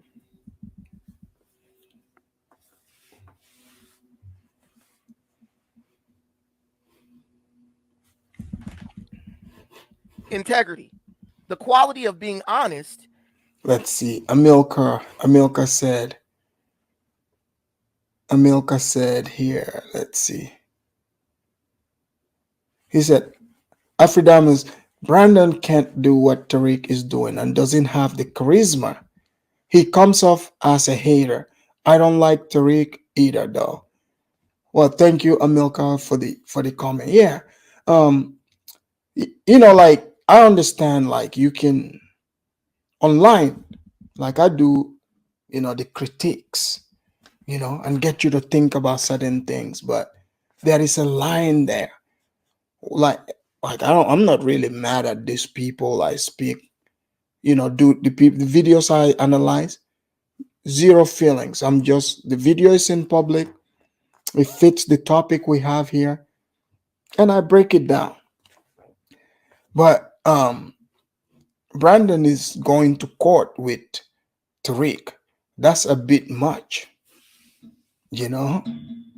Like, because if you think he's a grifter, going that far, yeah, that's, you know, it sounds, I know Brandon is going to say, oh, some people think they're going to say I'm hating on Tariq, but that's what they are saying. MS Delta said the hardest thing about American medical school is getting in. Medical school is just lots of memorization. The real training is after. This is true. Just like, most of these, even like the technical, technicals, like when you go to school for technical things, engineering and all that, the real work begins when you are in the field working. You're absolutely right. Thank you for the super chat.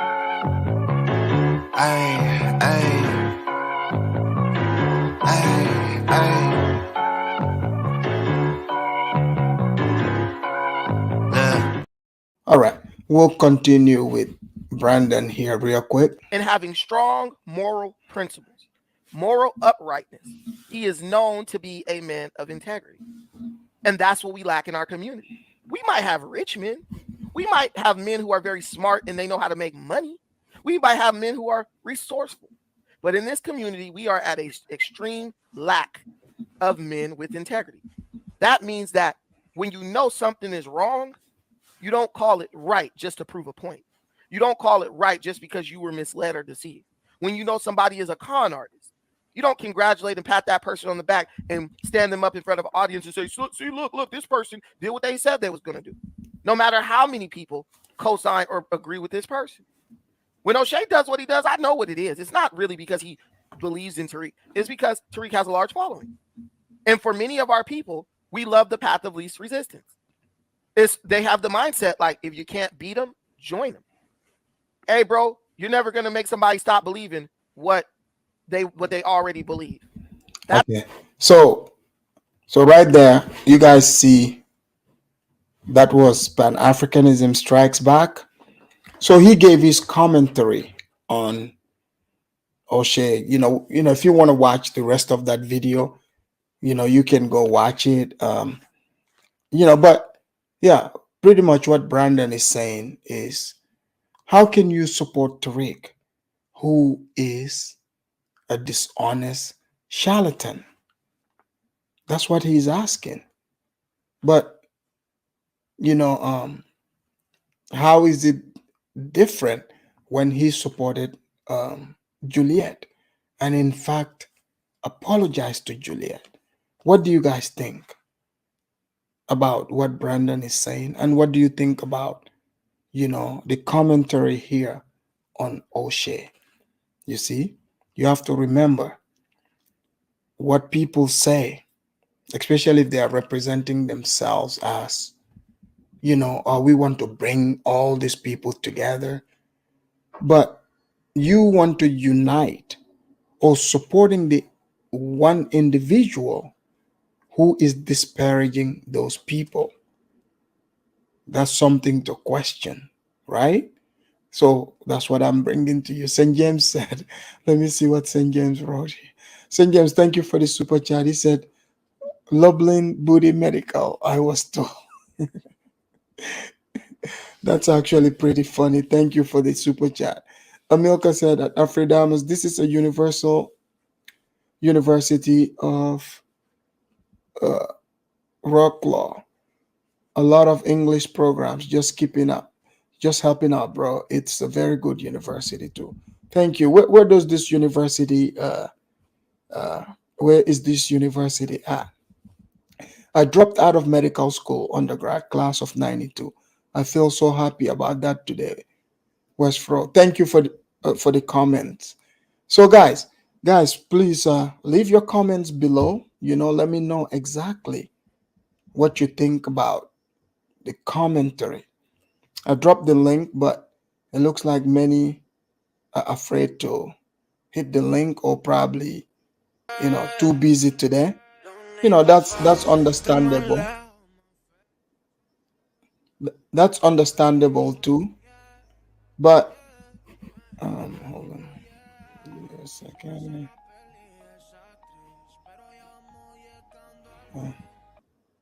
Sorry, I messed that up. Okay. Thank you for the super chat. He said, Brandon, where's the Pan-Africanism Museum in Africa, Kenya? Well, Well, he's building it right now in Kenya. He's building it. Oh, guys. Okay, while we're here, I'm gonna play a video. Now that you guys reminded me, I got 30 more minutes. I'm gonna add this into it. I want to show you guys this video. It's a video of this woman. She was in Ivory Coast. Okay, she was in Ivory Coast. Maybe I'll bring that here in a second. Let me bring in a caller here. Kidola, welcome to the Afridamos Report. Are you there, Kidola? Yeah, man. that past good show again. Oh, thank you. Kidola, what do you think about, the show here today? Do you think O'Shea, is like Tariq Nasheed? He's like a charlatan, but it's just Tariq is the one that's bigger. Or maybe we are misunderstanding him. And also, I said, what kind of medical doctor never use medical terms, or they went to school in Poland? They don't use Polish terms.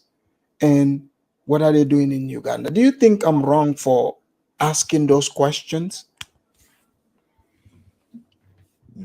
I don't think you're wrong. You see, O'Shea is a guy who just, I don't think he liked trouble.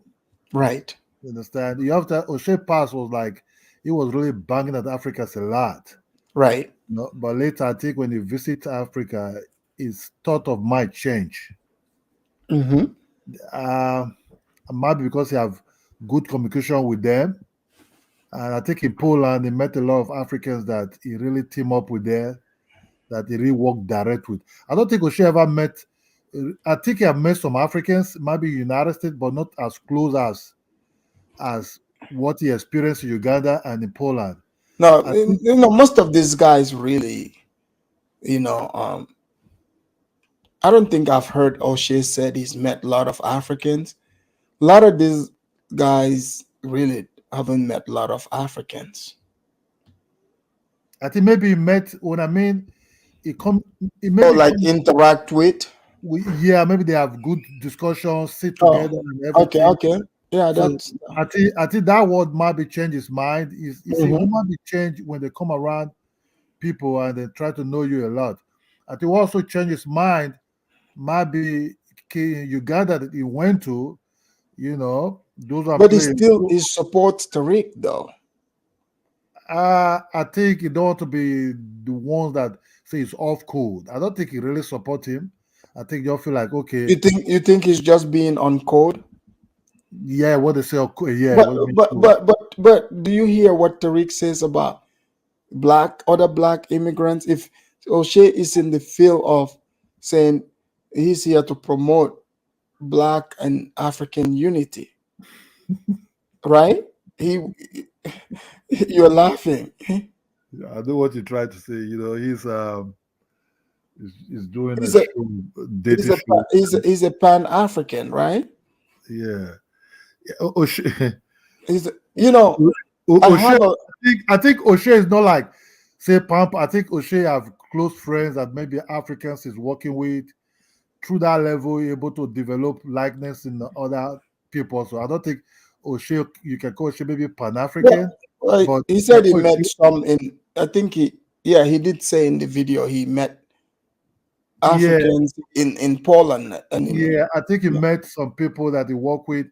I think that what brought him to Uganda. I think he also met some people there that, you see, when you come close to people, when you know people, your mind started changing. But you see, because he's not really a grifter, you see, the difference is he's not asking people to bring me money like taking money from what we call the so-called community. Right. Like sales product and everything. But you see, the one that are grifters are the one that will turn to Pan-Africanists today when the money is no longer coming in that set off.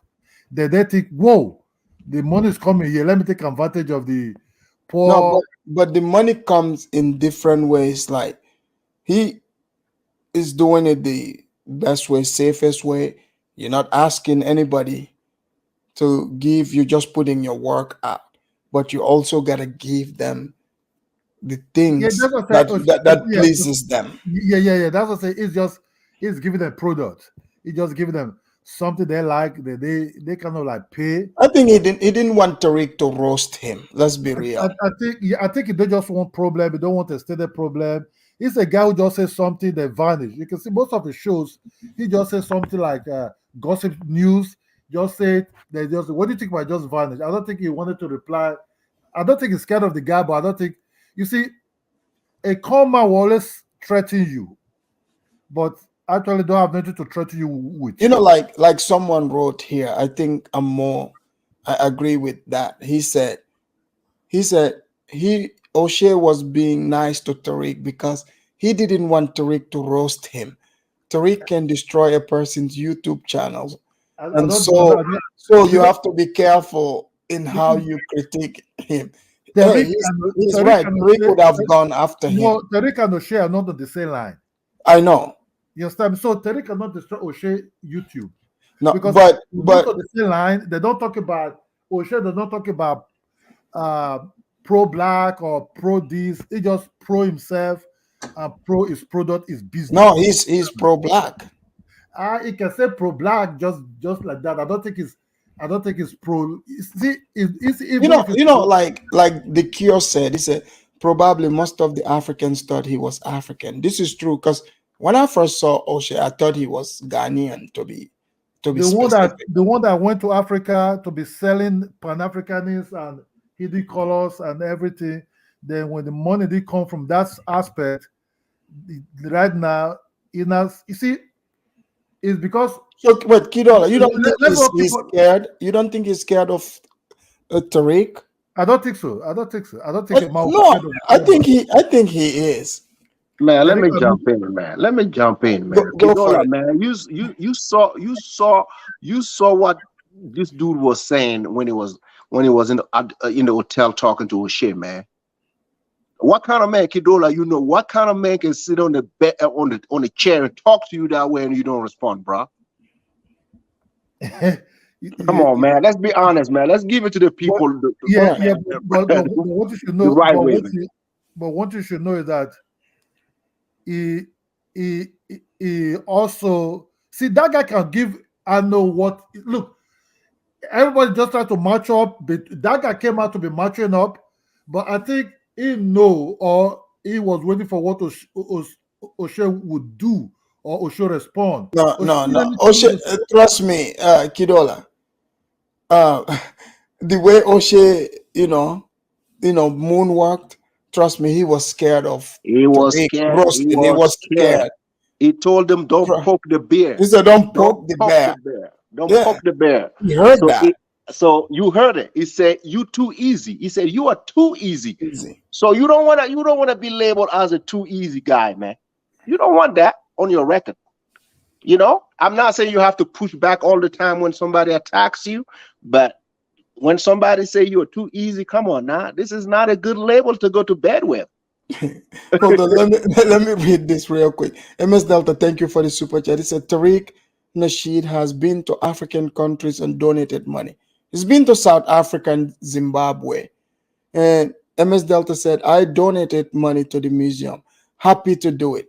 Here we got a person who donated to the museum and is happy. So I don't think anyone should say, no, Tariq, you should not take the money. MS Delta is happy he donated. Let's thank him here.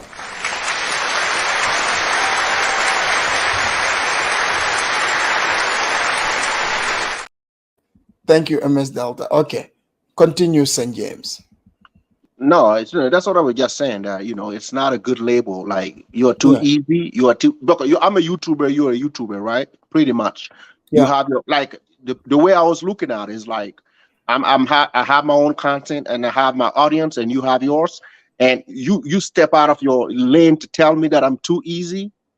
Nah, I mean I should at least find a way to respond. Kidola, if you go and listen to O'Shea's channel talking about Africans, when it comes to Tariq, you will see. I mean, like you're gonna be like, what is going on? Have you ever heard what Tariq says about Africans? Look, I understand O'Shea was very bad in terms of that YouTube against Africans. I don't know why he was like hitting Africans a lot. Really, really, really. See, it's one thing. It's one thing in the African community, in the African American community, to hate on Africans. They just want it from their comedians to their movie stars and to the ordinary street people on the street. You understand? It's not just that.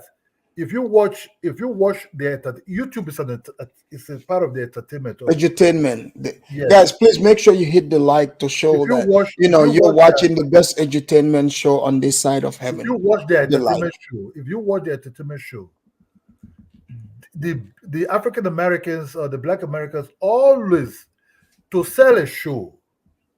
To sell a show, they have to hit on Africans. That means say they have or white people. You just gotta, as long as you entertain them. Yeah, what I mean, they will sell Africa to the white people or to other fellow Black Americans, like Buddhist Crusher, who you do foo talking about. If O'Shea stand his ground against Tariq, you would have seen videos where he would be calling O'Shea Buddhist scratches and all. That's what he's afraid of. Maybe Tariq have something of the past of O'Shea. You never know. Well, that's why he said it's too easy for him. That's what he said. That's what he said. You are too easy. So go figure. When he say you are too figure, when somebody say you are too figure, that means he's sitting on receipts. He's sitting on something that you don't want them to expose. So that's how Americans speak over here. You are too easy for me. Right. Right. If somebody say you're too easy for me, confidence, like don't poke the bear. I know your get down. See, when a Black person says that to you, don't poke the bear. You're too easy for me. I know your get down. You see, let's be honest. That's a message that if you know this person knows your get down and your get down isn't in the up and up, trust me, you will leave that person alone. Oh, by the way, did you get the name of the school? No. He wrote it. Yes. Okay. Lublin Buddhist School, medical school. Hold on, let me read. G Black, thank you for the super chat. He said, "I quit. It's a recent phenomenon in the medical profession. Maybe O'Shea had made the same decision to avoid receiving the Jews. Well, it's possible. You're right. That was surprising. O'Shea was married to a Uganda woman. Yeah. Let me thank him.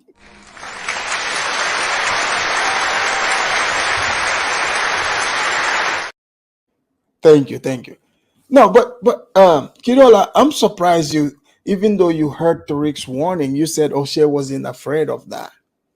Yeah, because I don't think that guy. Look, have you ever seen when Tariq came the first time with hidden colors, right?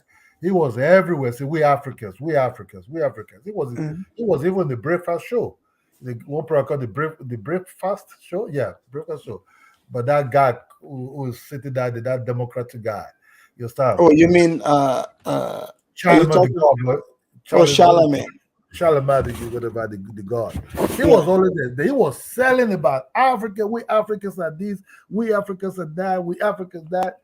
Then out of the blue for Africans, he went to Nigeria.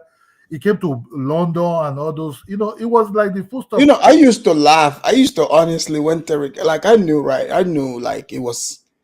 I'm like, this is the new trendy thing. No, I saw him. I was just watching him because you can't sell Africa to an African person. Maybe they can sell it to African American. Yeah, usually it's been sold to. Yeah. That's why, like, okay, you notice a lot of these people, they get into argument, like they would fight people like us that live in America who are Africans, because we are coming and asking questions, and they don't like those questions. You see. So because they have to be the most versed individual. Let me just tell you, if they are selling it to the blacks. Afrodamos, you see why African Americans are like that? Why they don't have some connection. Maybe they force themselves to have the connection. You see, them being United States as slaves, they were really isolated. They don't have anything root of anything about Africa with them. Them are like rice and beans or something like that, but they don't really have anything connection. Rice and beans? No, when I mean them are like rice and beans or something like that, or them are like chicken, something like that. But they don't really have any communication. When I mean communication with other fresh Africans that were being brought by the Europeans. So let's assume the Caribbeans. If you check the Caribbean, let's take Jamaica as an example. You see, the Jamaicans and the Trinidad, let's say some Caribbeans, those who was continue having communication with other Africans that was being tripled in by the Europeans, by the Portuguese or by the Spanish or by the English. So that's why the Jamaicans never said anything that they are not Africans, really, like that. Because some of them do. Yeah, but these are like have you heard the 22 the Jamaican the Africans in the UK? They come in contact with a lot of those Jamaicans. They come in contact with them because you see, and they claim, because I remember like in New York, even me and my friend one time in the Bronx, these Jamaicans, they're like, "Yo, African, yo, African." When they see the African, "Yo, African." It's what they tell them. See, these people, right? But it's like it's not really. It's like when they move from Jamaica to Europe, right? When they move from Jamaica to Europe, because they were the first one to assimilate into the British system, right? The British, when they start telling the African history, then the British or the white people start telling you're not from Africa, so you don't really feel hungry like the Africans, which is they generalize a small place as everything of Africa. So they start getting this education from the British. You understand me? When they want to tell a story about Africa, it's about hungry, war, and disease. You understand me? So the eyes they look at Africa is always in the other eye. The Africans, most of Africans are very quiet and calculative because we don't speak. Because in our culture, they don't really allow us to. You have to speak when they ask you to speak. You cannot just jump and speak like that. So they just start seeing us as weak until when they come in contact with us physically. You understand me? They start saying, hey man, you want to kill me, man? Because the Africans start want to lynch on him because the abuse that Africa. I saw a video, right? A Jamaican woman was attacking a Nigerian woman with verbal words. My papa, dress, get there. I slap your face, you the African person. You see, the Nigerian woman is an Igbo woman, a very thick woman, a woman that is very thick. Very thick Igbo woman. Very thick Igbo woman. The woman kind of like hold her pulse and said, what's your problem? When the woman said that, the woman was still holding the boss, the pole. This Jamaican woman, she continued lynching on this woman. You know what happened? The Jamaican woman just mistakenly touched her shoulder. Man, he lynched on this woman there. When he lynched, one blow, this Jamaican woman was already on the ground. That means they tried to put, the British people tried to put this Nigerian woman on top of the Jamaican woman. This Jamaican was seriously beaten by this thick African woman. Then when after the OT, then she starts claiming defeat. She was being defeated. So that what happened in Britain. In Britain, Jamaicans never allow Africans to go to their clubs. Also, that's just the truth.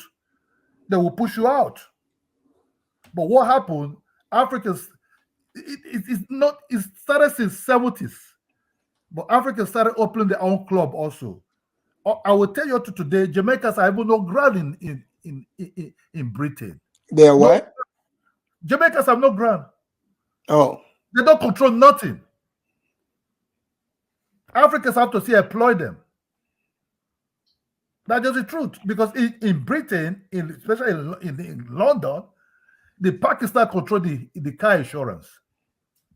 Right? Then go towards the medical fees, the Africans, the Ghanaians, the other Africans, the Nigerians. They come to the pocket ticket where the Africans also dominate. Then the grocery shops. Yeah.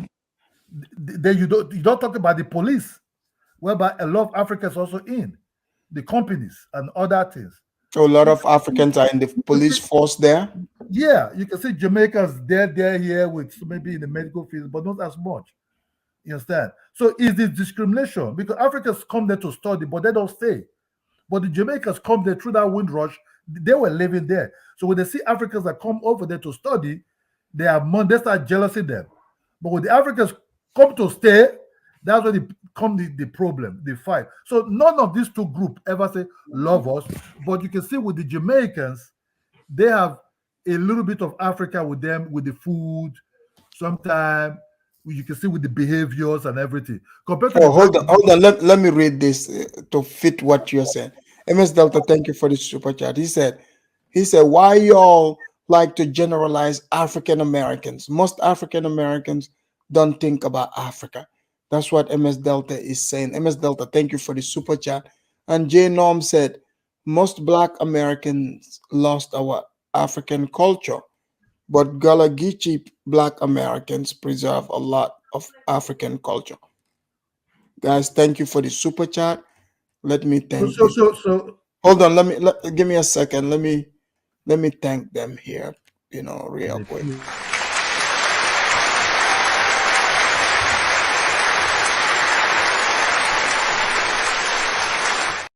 Guys, thank you for the super chat.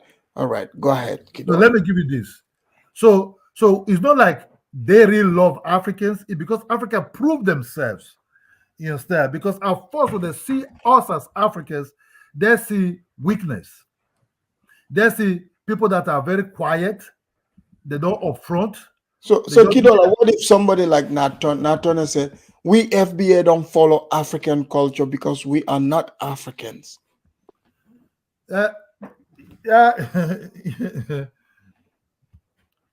He live in a society, he live in a country whereby race play a lot there, right? Yeah, but Natona said he's not African. But that's what see, when you talk about politics now in America, right? We talk about big politics now in America. I can tell you, seeing things, studying things, looking at things, the diminution of African America have drastically, notoriously reduced. That's just the truth. What do you mean? They're not the kingmakers anymore. When I mean kingmakers, they can jump in or they can use them as supporting group to the Latinos who have the majority minority. You understand me? But they're not the kingmakers anymore. Because what African Americans have to do, you see, they don't play the race card. They talk about B1, B2 among themselves like that, but not coming with the Africans. The Africans have a lot they can also learn from the Africans. But they said the Africans also gotta be B1. Guys, the B1 is for those one who wants to go to Africa. The B1 is now being applied to the Africans. But FBA say B1 too. No, they do say B1, but what Kidola was saying, when they say B1, they don't include us, right? That's what you're saying, right? In America, so we're not. So, we're not part of that B1. No, it's not inclusive. Well, in some of the shows, they said, "Man, these Africans are not B1." But you're right; they've never included the Africans in the B1. When you be defeated, right? When you be defeated, right? When you be defeated in a territory, you have no much saying. Rather, they dictate to you.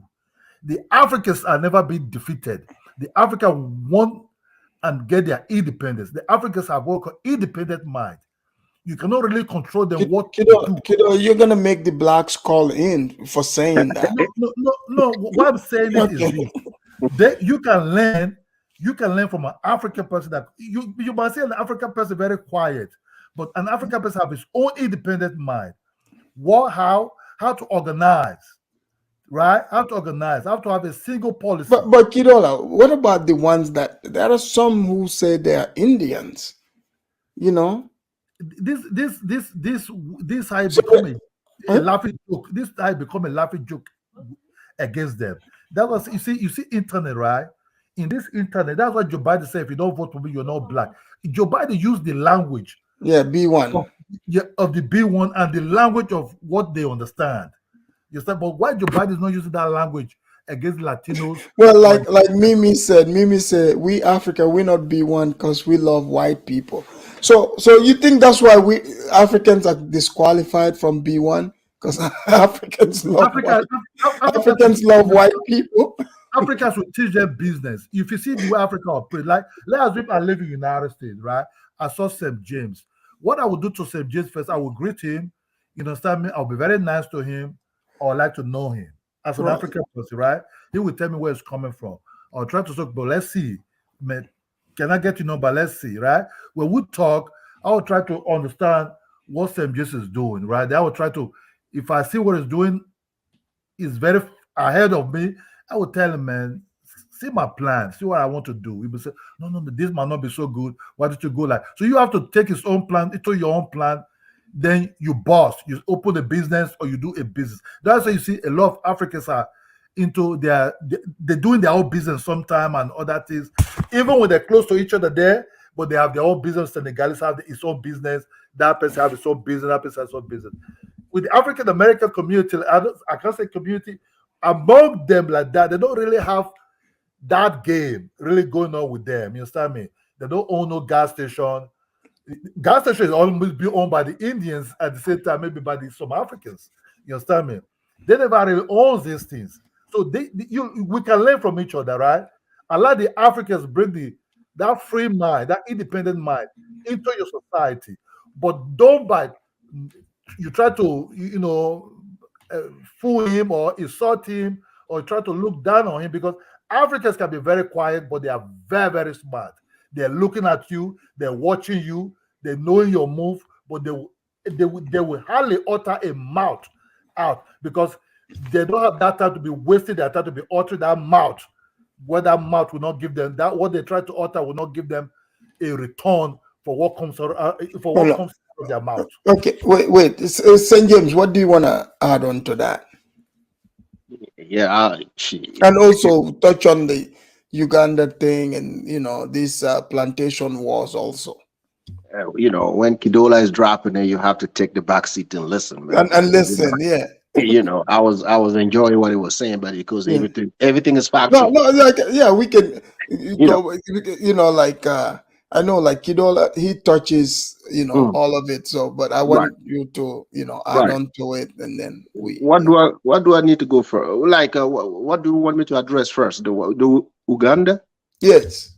So you said, because for instance, about Tariq's rhetoric about his FBA thing with black immigrants, right? But okay, as far as I think, isn't O'Shea a Pan-Africanist? The way I look at it, it is very interesting, right? Because if you throw your support at somebody openly and publicly to someone who is against Africans that live here in America, how do you want me to see you and respect you from what you're doing on the continent? I don't care much for it, but I'm like, those things don't go together. I can give you an example. Like when Akon said the thing he said, right? How many video O'Shea dropped talking about Akon? Oh, he did make several. Siding with Tariq. Right. He even called making Akon into a clown. Yes. Right. And as an African, I'm saying, if I ask O'Shea, where is the video when Tariq goes at Africans? Where are the videos? There is none. Well, he supports what he said. Right, that's what I'm saying. So now when I come on your panel, I want to talk about all this disparity. People on the chat don't get it. We're trying to play the devil advocate and people feel like, okay, you guys are haters. I don't get that. It's there in your face to see. You can't throw support on somebody who has like 10,000 videos about disrespecting Africans. So that means we are the Africans are the weakest link, right? Right. In your head, we are the weakest link. Here, what like this guy said here. Genome, thank you for the super chat. He said the ADOS FBA thing is strictly about becoming tribal for the sake of reparations or getting money from the United States. Thank you for that. And Right. MS Delta said, sorry, sometimes the African brothers are delusional. So MS Delta is saying, like, no, sometimes he said Africans asking the blacks to look up to them. I mean, I don't know if that's what he's talking about. It's delusional. Who's asking who to look up? No, like to say, I think he's referring to some of the statements here. MS Delta, if you can clear that. For that, but let me tell you something, right? Yeah. This is a story. My father came to the United States to study, right? Then there, you see, it was being sponsored by the federal government, at the same time was also running event. My father's time was the time of them Edwin Moses. You know the guy called Edwin Moses? Who? Edwin Moses. He's an American 400 meters hurdles runner. I think former world record holder. Kevin Smith. You understand? These are guys at that time that was popular among the black Americans who were like sport guys. So Right. my father came to run at that time because he won All Africa Games 1973. It was like he was in sports. Yeah, my father was a sportman. He was representing Nigeria. So the Nigerian government at that time gave him a scholarship because he's from a very poor. His father is a farmer and everything. So he really had the opportunity to go to school, but I think he did what they call it standard 3. Okay, so he got the sports scholarship. Then he started hustling somewhere. Then he found out they were doing sport and he joined them and he was good at 800 meters and 1,500 meters. You understand? So all Africa Games, 1973, it was second. You understand? Behind a then Somali guy was very good at that time. So he came to the United States. He was being sponsored. Then he did his high school. He did some high school exam. Then he get into like a diploma course. Then he get to the first degree. Then to his master degrees. Then further up. So when he came to the United States, he noticed one thing. He noticed that he noticed jealous because he was using Cadillac. He said every run he run, did he have a Eldorado, Cadillac Eldorado? Yeah, a red Cadillac convertible. Yeah. He was using long one. You understand? So he was also using a Camaro also. He was living life because the federal government was paying. The same time, if you run a meet in anywhere in the world, they will pay him about $3,000, $4,000 at that time, which is huge at that time, So he noticed there was jealousy, but he found out the people that was very close to him were these Latinos. He said these Latinos they were going back and forth to the United States to their place, the Mexicans, you understand? Yeah. So he studied. I think he followed the line of study. He followed the advice of his professors, white American professors. But guess what? He went to date a black American girl there. That's what he do. But he didn't. But the guy told my father have a lot of money in Africa. Then he followed my father down to Africa. My father have 3 children there, grown-up children.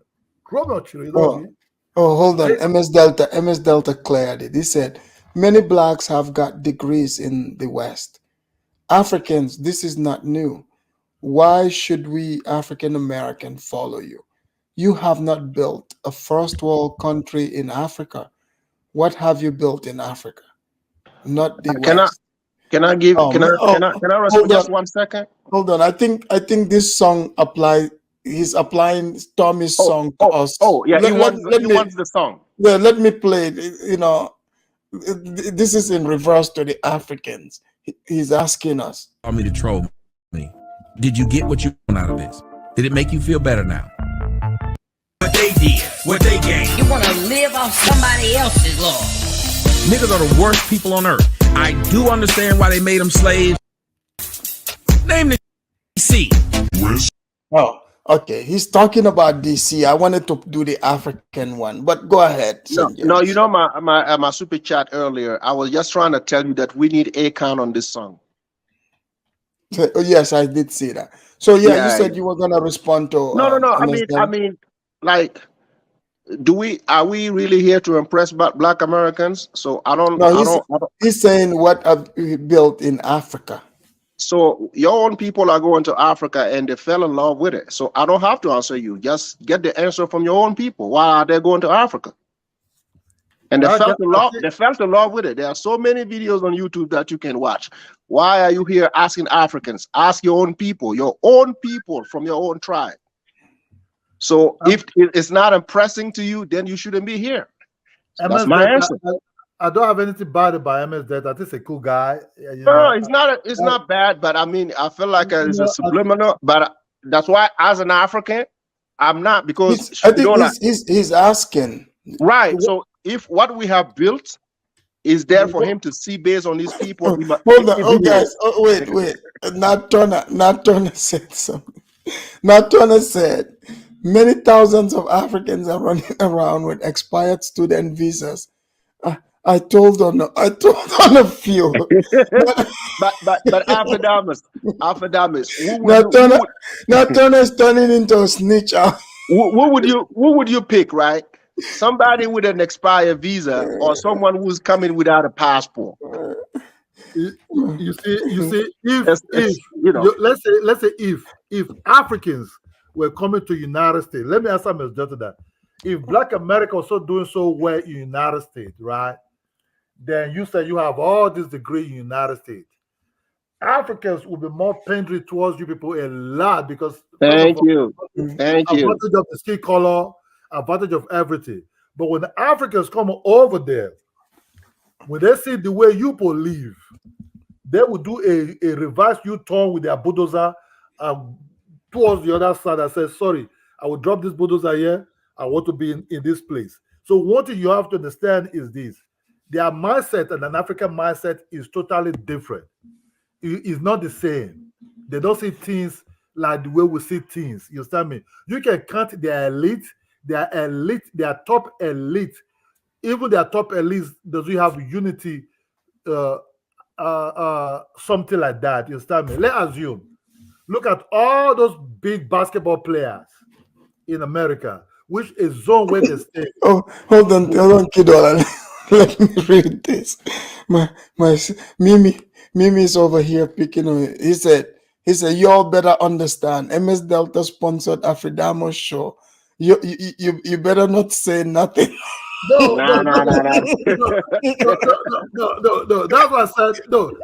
MS Delta sometimes, sometimes very honest. I think we have to have, and that's why I say I respect his opinion, but I also have to let MS Delta understand.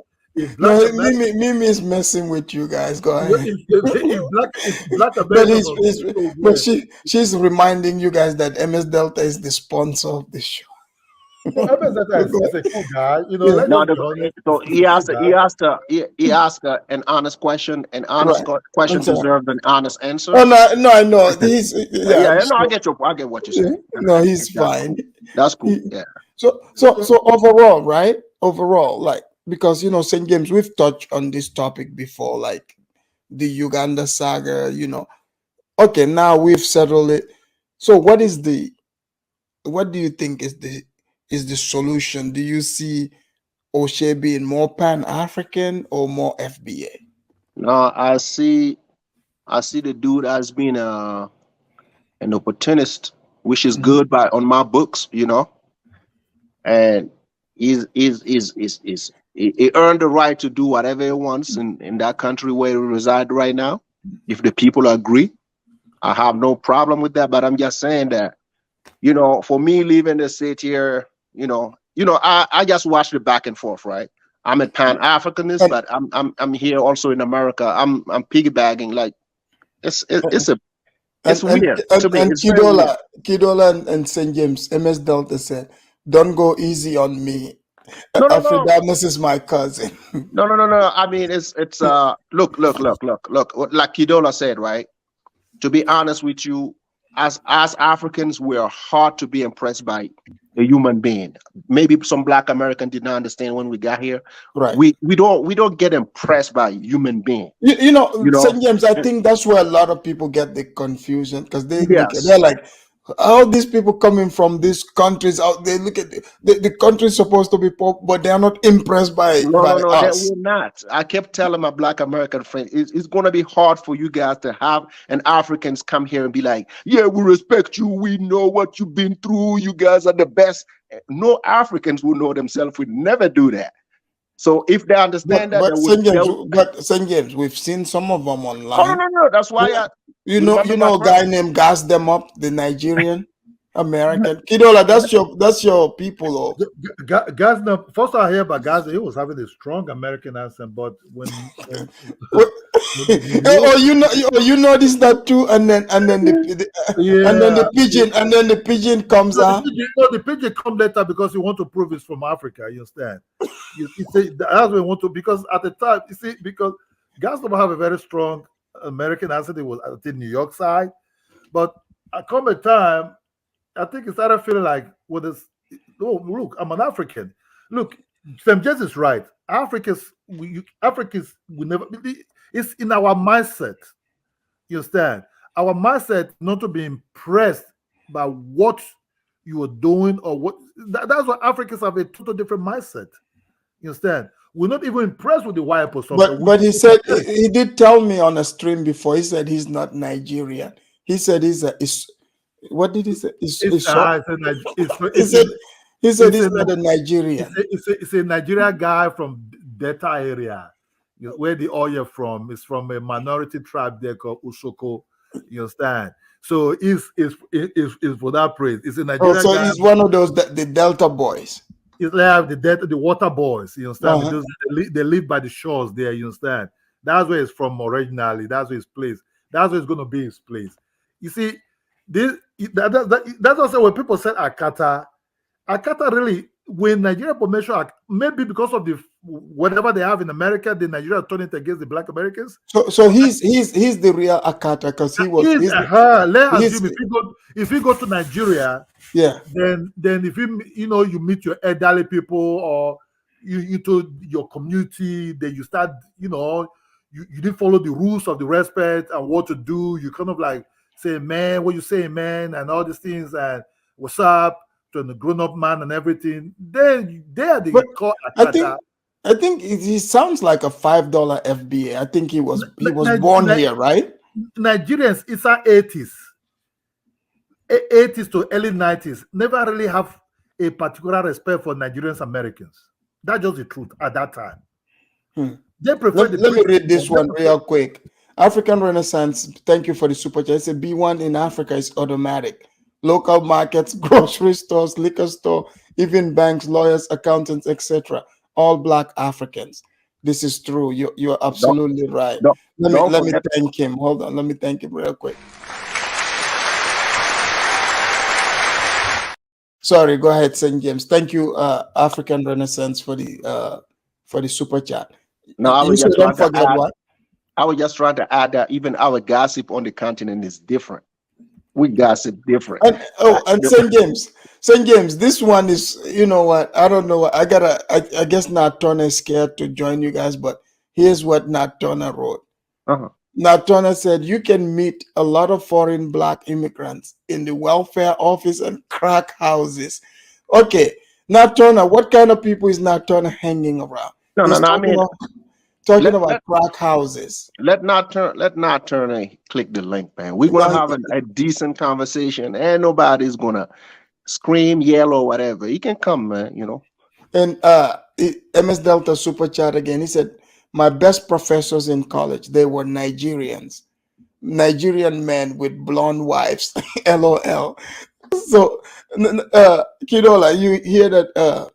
MS Delta said his best professors were Nigerians with blonde white women in America here. Yeah, because Nigerians are not really into that B1 or whatever it is. Because we are all Blacks. When I grew up with Black people. I turn left. Inside my family, they all have different type of color. You understand me? They have light skin ones. It's just natural Africans. You understand me? So we never really see color as part of anything. That's why because we didn't really. That's what I said. It's different from us, and it's different from them. You understand me? The way we see things and how we see things. Our forefathers push us to be like the white man, to study, so that you see, to be like them, to know what they know, how they able to come in to colonize us, and how we able to defeat them. The heroes that defeat these white people, they studied them. They went to their school. You understand me? Most Nigerian people that declare independence, they are Wallowers, they are Zikiwes, and the Nauru, they all study in London. They start first in Ghana, they went to London and everything. So when they were dealing with the British, they were telling them, now for you now to go, and go. No land will belong to you. Yeah, go.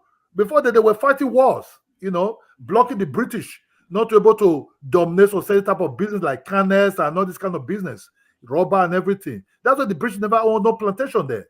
They were fighting them, fighting them, defeating them, driving them. We will sell you the thing. You will follow us by. Don't be a middleman to us. Let your ship be there. We will sell to you. That's what does it happen. That's what I said. If any African American understand the history of West Africa, I'm talking about West Africa now. Just where the snake in West Africa are very dangerous. Some of these animals in West Africa are very dangerous. That's how the way the human beings in West Africa are also very dangerous. That's why when I mean West Africa are one of the most aggressive people in the whole sub-Sahara people. You will not believe it. They are very, very aggressive. They overthrow. They don't want people to rule them too much for too long. They will overthrow you. I was surprised Cameroon even allowed that man to stay for 40 years. Well, maybe Cameroon is weak. Hey, you see what happened to Ouattara? Ouattara overthrew Babu. You threw him out. Hold on. MS Delta said my Nigerian professors were definitely Pan-Africanist, pro-black, so they were B1. We gotta give them a shout out for being B1 with their blonde wives.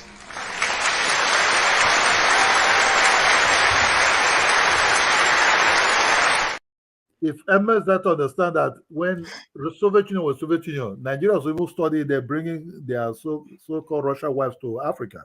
You understand me? You understand P-Square wife mother is a Russian woman. Possibility the man went to Russia to study. That's why P-Square wife mother came to Africa with his father. You understand? So it's not about new things to us because we don't see things we see things in a total different way. We see things by individualism, we try to know your culture. We just try to know who you are. We just try to curiosity. You understand me? That's how we operate. We operate on curiosity because we never really have enemies in our mind. You understand? Because if you start having enemies, you will not go forward. So but that's O'Shea. If O'Shea stays too long, I understand what he's doing in Uganda. It's not really business because he's selling his product to African Americans in America. That's making money. O'Shea would have learned more how to really do business in the country where he's staying. You understand me? That means direct business with the people over there. So he's making the kind of business that you're talking about, these dudes are not interested in doing it. So I feel like as Africans, we need to stop wasting our time guiding even certain people on how to conduct business on the continent, because they will never do that. That's not what they're trying to do, bro. Just look at how they move, man. I was watching Nigerian news not too long ago. Right. I saw that the Gambia real estate guy that owns a lot of properties in Nigeria, right? The Sierra Leone government gave me a mighty government land to develop. Is that not business? I'm sorry? About 3 days ago, a Sierra Leone government gave land to that guy. It's a Gambia guy, it's a real estate guy. Let me see this. ABC Network, I've never seen you before. Can you come up in the back? No. Hold on. No, the person, there's somebody in the back I'm talking to. ABC, can you come up real quick? Let me, before I bring you up here, make sure it's not a troll account. Go ahead. Are you talking about someone on the continent or someone who's Yeah. That's not what I was saying.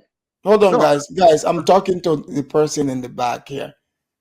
ABC Network in the back. Can you come up real quick? So let me make sure it's not one of those troll accounts. I can't see you. Be careful.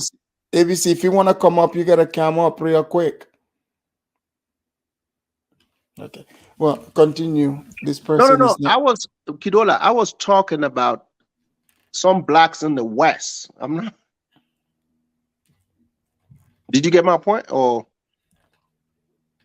Kidola's not here? No, he's here. Oh, okay. No, I was just saying that the way he was trying to talk business sense to certain people didn't make sense to me, because that's not what they would like to do on the continent. You see what I'm saying? So they have a different approach when it comes to, going to the continent. So that's why I say it's kind of a waste of time to discuss, ABC Network, are you gonna come up real quick? You're in the back. Other people are not seeing you. It's just me. Come up real quick and I'll bring you up here. Guys, you can't hide like that, because you know what I look like. So what I'm trying to say is that we can learn from each other. We can learn a lot of things also from them, but they can learn also from us. Learning from us is, they will be beneficial for each other. But you see, when you start calling people dusty, but when you call these people dusty, but their own businesses in the country you call yours and everything, they're doing themselves well. Yeah, not everybody will be rich. Not all Africans that come over there will be rich. There will be not so good ones, and and depends what you're looking for. You understand? That's what I said. That's what I said. Look, when I left Nigeria at that time, I said I don't want to be poor anymore. I study, I do what I want to do, then I come back, then then have what I want to have. I met my beautiful wife and everything. Then because you see, wait, Mimi is starting. You see, this is what Mimi is doing here. Because you see, today, I'm not trying to do. I don't want peace. I want problems always. That's what Mimi is looking for problem. Mimi said, I thought Diners was going to get that deal. Since he's taking his people there to Sierra Leone. So Mimi said she thinks Diners would have got that deal, since she's bringing a bunch of people to Sierra Leone. We talk about Air Sport, are you back there? Hold on. Let me IS production. Okay, there you are. We talk about business that what. Okay, you're good. IS, you can shut it. We talk about money that worth $1 million contract, right? Right. You understand? It's about the money. Look, Africa, I forget the real estate guy called Tough. What is it? Tough. It's Taft. Tough. Yeah, Taft. Yes, you're good. You can close the cam. I think his last name is Sinjai. Njai. Okay, the guy have a contract. They have a deed to build a multi-million real estate in Sierra Leone now. You understand? It was offered a very huge multi-land. Maybe partner with the government. Not too long ago, about 3 days ago. You understand me? About 3 days ago, was being offered the business. Yes, because it has a business plan. Like if I travel to the Gambia saying that I need some land to open, like say a clinic or an hospital, I don't go there and sit by the water and talk nonsense. I will go straight to the point, right? Afadamus. I will go straight to the point. This is what I came here to do. And that's what I said. You can't just like walk away from what you're trying to do. Like I'm coming to open a store. I'm coming to become an investor, and next thing you know, he's dancing and is doing some lip singing. No. You're very right. That's what I said. It's not this is not called investment. You're not traveling for investment purpose. This is personal leisure that turns to something else. That's why I told Africans, you have to really understand what you are welcoming. We African welcome tourists. Yes, we do welcome tourists. But if somebody is honest about what he wants to do in your country, you should be able to follow it up. You should be able to see what they're doing, right? Right. And also, MS Delta wrote super chat said, Kidola, roasting is part of African American culture. Thank you. And let's allow IAS Sport Production. Thank you, MS Delta, for the super chat. Go ahead, IAS.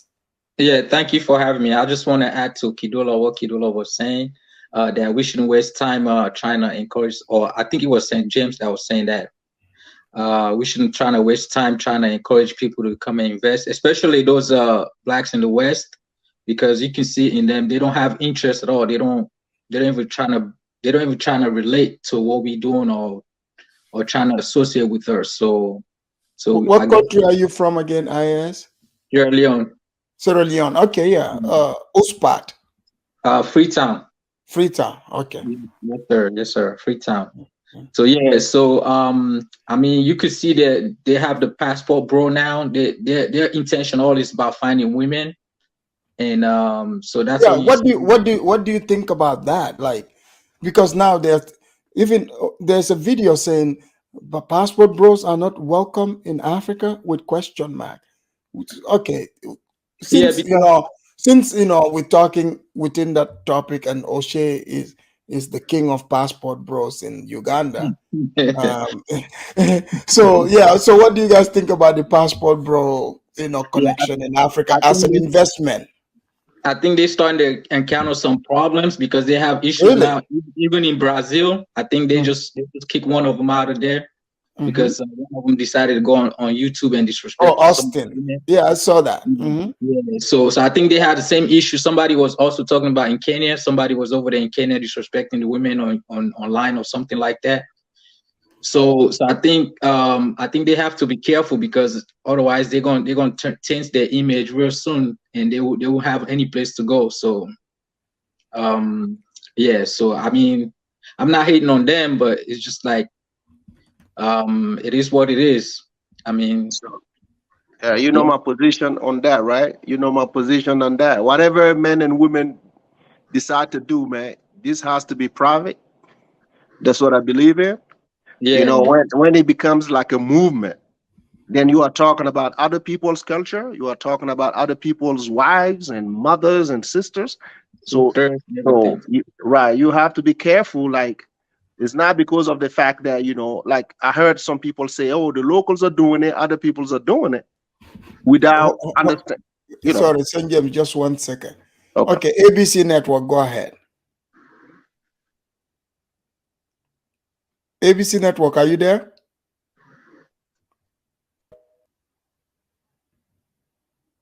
Oh, I don't know what happened. Okay, continue on St. James. Right, that's what I was just saying, though. You gotta be careful about where you land and what kind of activity you decide to conduct in that country. So know the history, know the culture before you do that. So I don't care what you do in your private life. I don't care. Yeah. Well, St. James, MS Delta said, Kidola and St. James Afridamus invited to the ADOS FBA cookout. St. James will give a seminar on business plans. St. James, are you ready for that? Listen, we can do it in America, and I can invite you over to the motherland, and I can show you how my people get down. Business people, very savvy. I got that. Thank you. Let me give him a quick shout out. Thank you. All right, go ahead, Kidola. Let me say this. You see, Sierra Leone, because of what happened in the past there, Sierra Leone is a virgin land to invest at this moment.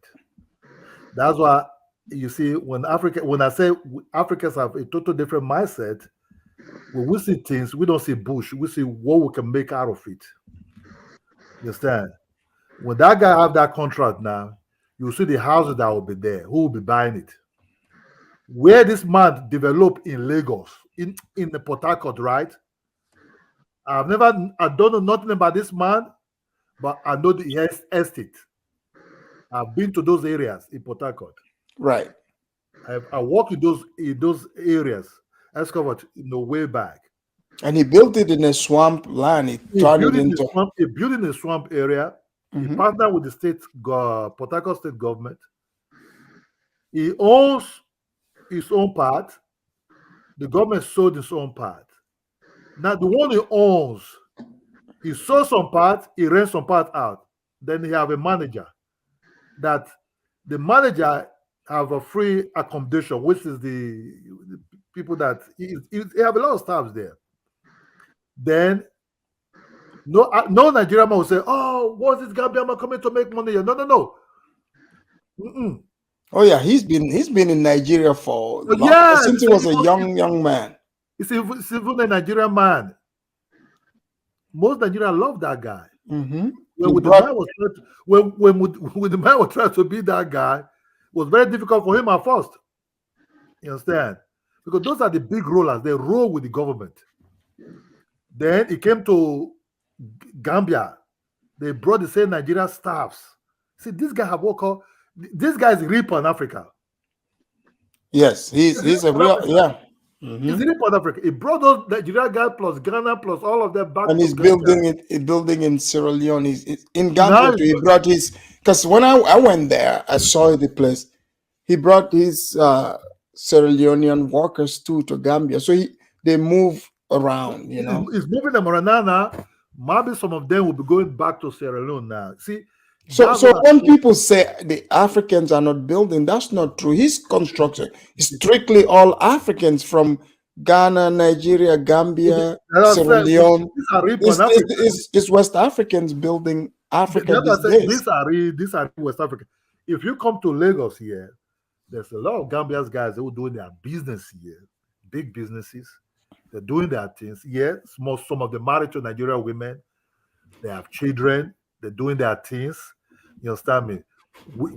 I don't know if they are Gambians or not. Dealing with them one-to-one. When we sit and just discuss, eat something.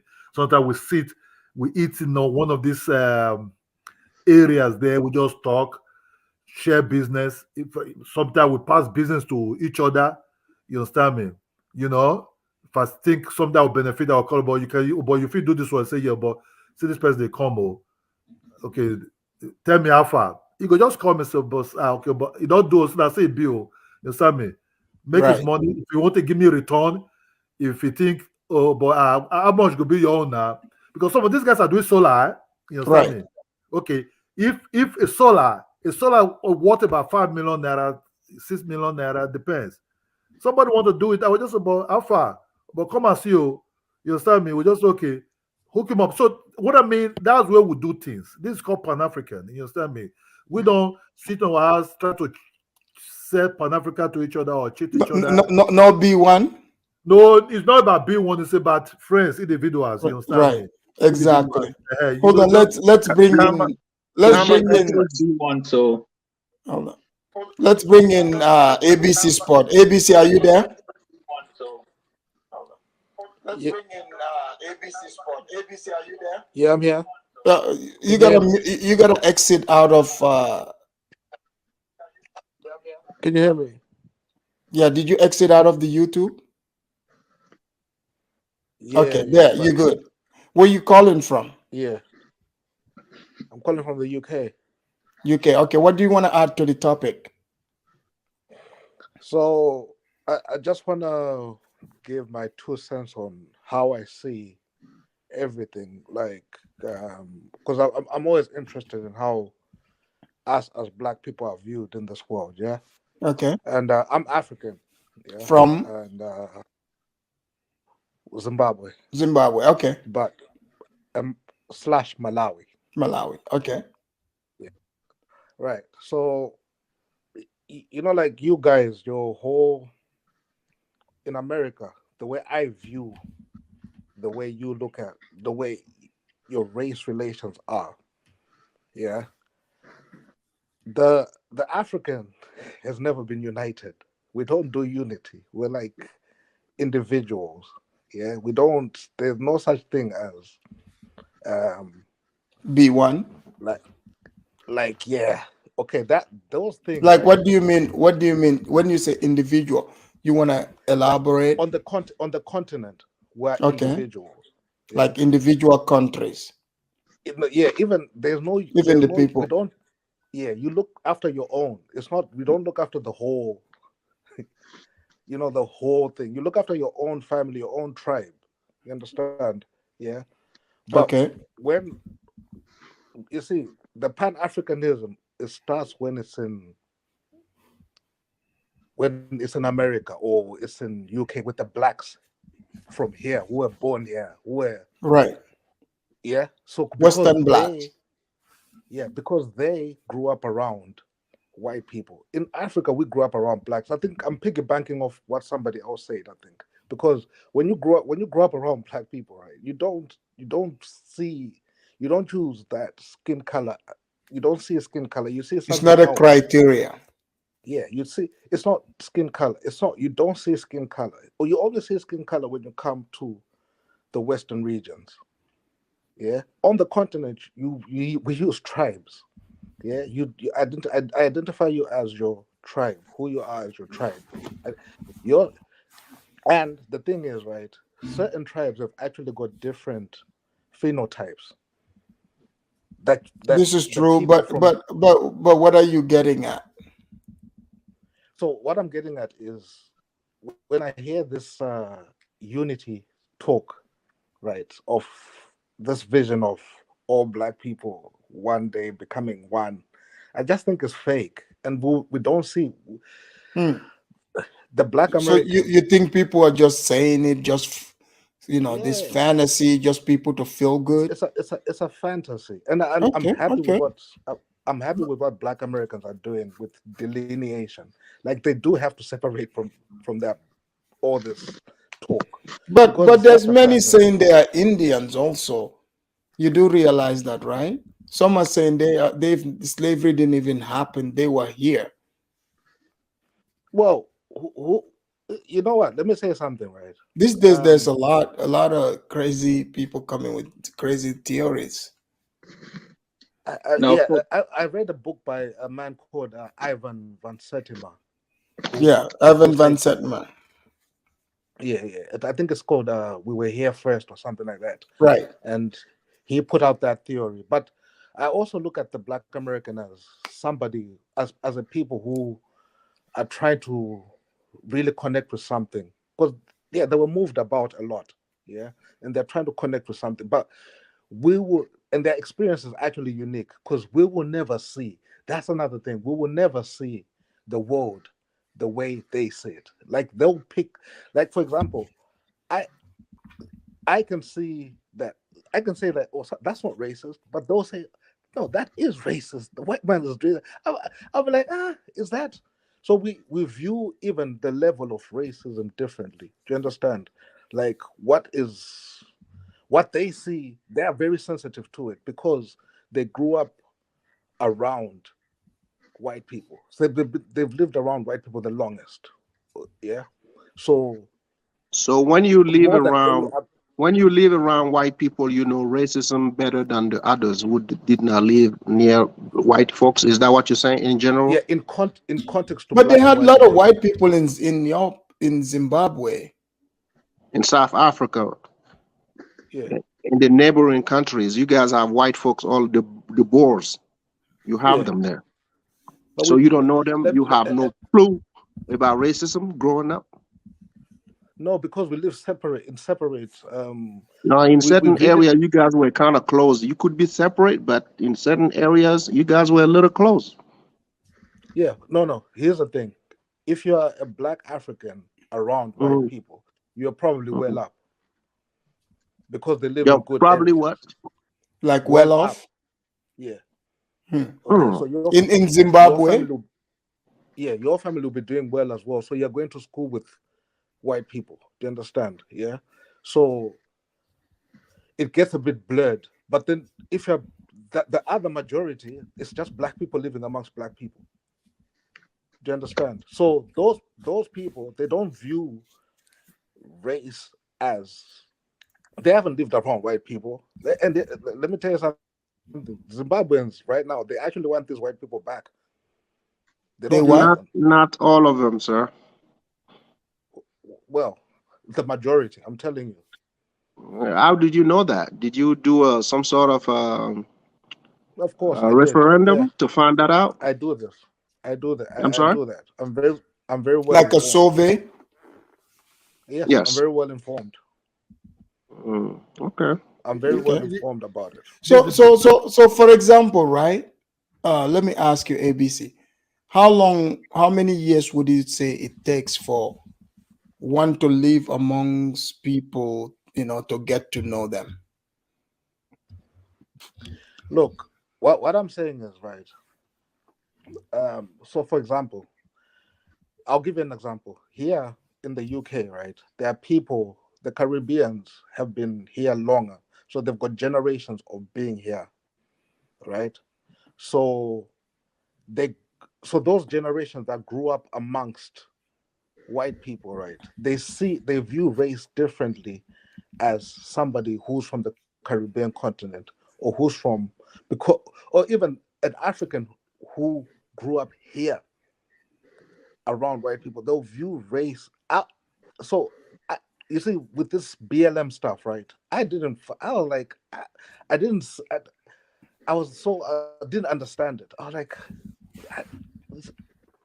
I thought it was but just, you know, like here in the United States, like for example, right, when they were pushing the BLM riots and stuff, they were able to get a lot of young Somalis out in Minneapolis, because it's Somalis, right?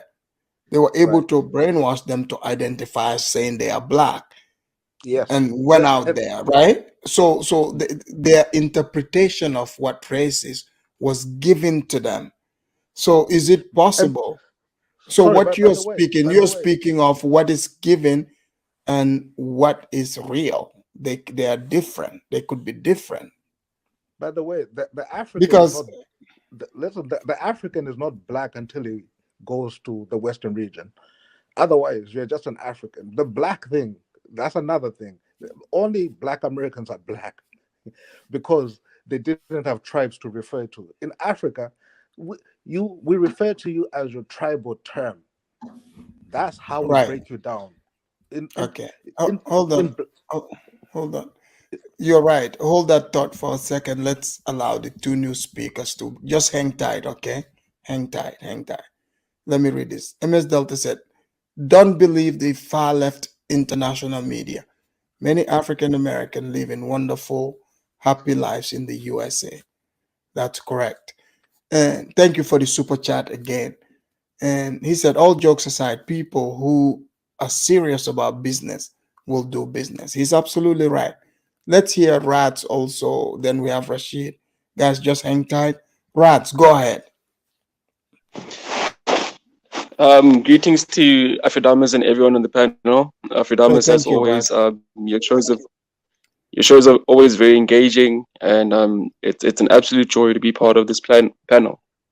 Afidamas, you mentioned one thing that I'm really curious to know. Why did you call the Somalis? Why did you say that the Black Lives Matter protesters brainwashed Somalis?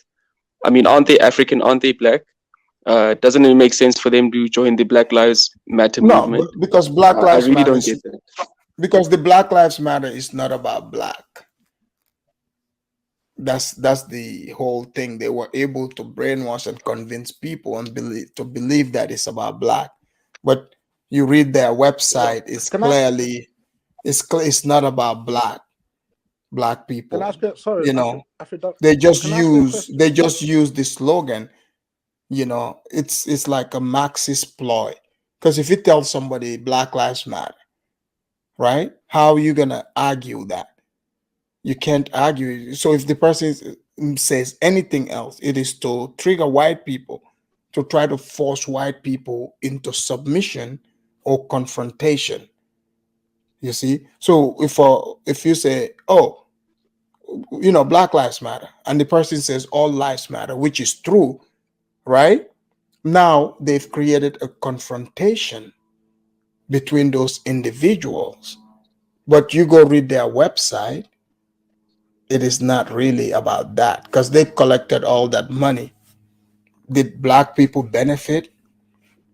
Black people didn't benefit. They funneled the money, went through to the Democratic Party, and they paid some of the Blacks who led it. Mind you, this was led by, you know, fat Black radical lesbians. First of all, that alone is wrong. Like, how can lesbians lead, you know, a group of society of people? They said they want to kill the nuclear family. You know, that's what their job is. So killing the nuclear family is what's already weakened the Black people. So they are getting Black people to help them to destroy themselves. Does that make sense? Absolutely, it does.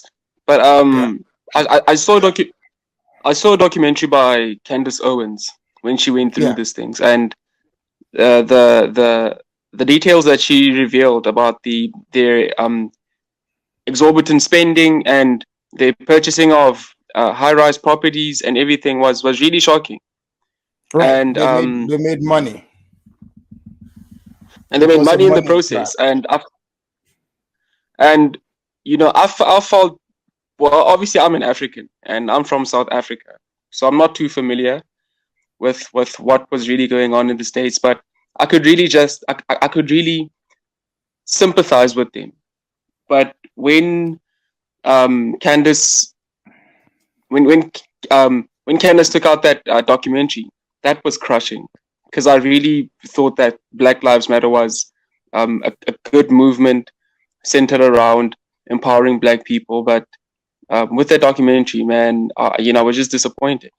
Yeah, just go read on their website. It is, they promote, you know, now it's Trans Lives Matter. It's just a whole bunch of, you know, you look at it, it's literally a whole different agenda wrapped with a black bow. And you know, I noticed there's a lot of Black people actually who have bought into it before. They are seeing what happened. You know, they know it's fake. But they know it's not real. But Afridamus, right now we all have the privilege of hindsight. Right now the beans have been spilled. But before, when it first came out, did you feel the way that you feel, or when it first came out? Did you? Oh yeah, I knew. Oh yeah, I knew about Black Lives Matter back in this was back in 2013, 14, when Obama was in office. Like, I knew about them. I knew, you know, in fact, I've written to them before. They never responded. I read their website. The website was very confusing. So, like, I knew about this years ahead. I think like since 2014 or so. And then eventually I heard people talking about, oh, the website is saying they're here to fight the patriarchy, to end the nuclear family. That's been there ever since. So it took people a while to catch that. So me personally, I knew about it, but a lot of people did not. I mean, how many people really even go and read these websites? They don't. All they know is they show you a video. They show you a video, and the campaign begins, because it's all about that election. You know, in African countries, sometimes they try to, you know, who comes and says there's going to be violence, you know, the people that says it are like these Westerners. In the United States, people do not believe that this violence was orchestrated, to depose Donald Trump, just like they would do in African countries. That's what actually happened. But this country is so big and strong, people, it's blowing their mind. It's not gonna sink in totally for most people. But I'm telling you, within the next, year, 2, 3 years, more and more people would start understanding exactly what happened, because I have seen and read this before. This is what happened in Ukraine. They call it color revolution. In Germany, the Third Reich, have you heard of the Reichstag fire? So they said that's how Hitler came to power, like setting the Reichstag, mean like their parliament, on fire, and then they blame it on the other party, so they can disband them and take over power. It's called hostile takeover. And they had the brown shirts, who are the SS. And in America, if you look at it right now, who are the SS? You have Antifa. Have you heard of Antifa? No. Okay. Have you heard of this saying some people stormed, the Capitol? Have you heard of this? Yes. Okay. So that's what the Rhinestone is. It was an inside job. So these people were they're the ones that infiltrated. They did this. They staged it so it would look like violence, and then arrest other people. You see what I'm saying? So that's why when you hear people, they're like, "Oh man, what happened?" January 6th. You're like, "Okay, what happened?" But because the people here are so much, like they've never paid attention to things like this. They are just all into entertainment. So if you look at it, the government, why would the government support it? Anytime a government supports riots, you should know there is a takeover happening. There's a takeover happening. People think they're just gonna come bust out with guns. You cannot. That would be a risk.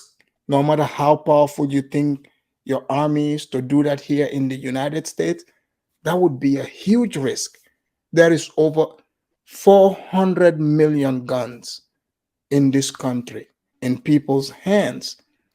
So you do not have the luxury, an advantage, or like in other countries where the military can just, they give order, they can just bust in and take over. Like they can't do that. Like, for example, China, like people would say China can take over the United States. If China, if they send people they said, okay, all floodgates are open, they let their army to come into the United States, I can assure you every single one of them would be deleted. And it's not going to be by the army. It would be by the people. That I'm confident in it. They come combat to combat, they would all be deleted. That's how much guns they have in this country. So you cannot come at it that way. But where the center of power is, you would have to create and stage something to convince the people, the masses, majority, to be on your side, to make it look like, it's true. It's similar to the coups that happen in African countries, but Africans are just more obvious about it. But here is a lot of dynamics. They came up with the C-19 ahead of time. I mean, because imagine on TV, see, these people, they would tell you what they would do. Have you ever wondered how are they able to predict it? They would tell you what to do. They would tell you what is going to happen. It feels to you like, oh man, these people are so smart. How do they know this? Because they planned it. They would tell you, now it's up to you to do whatever it takes to stop this from happening. That this is how the liberals operate. They will tell you what's coming because they planned it. It's all been tested out. So it's like either you engage them, they are confident that they would, annihilate you completely, or you just stand by and let the plan work. Because they understand it's only few people who would be able to detect this. So if those people speak, think about it, the majority of the masses would turn against those people. They are relying on your neighbor, your brother, your sister to turn against you, just like the C-19 thing.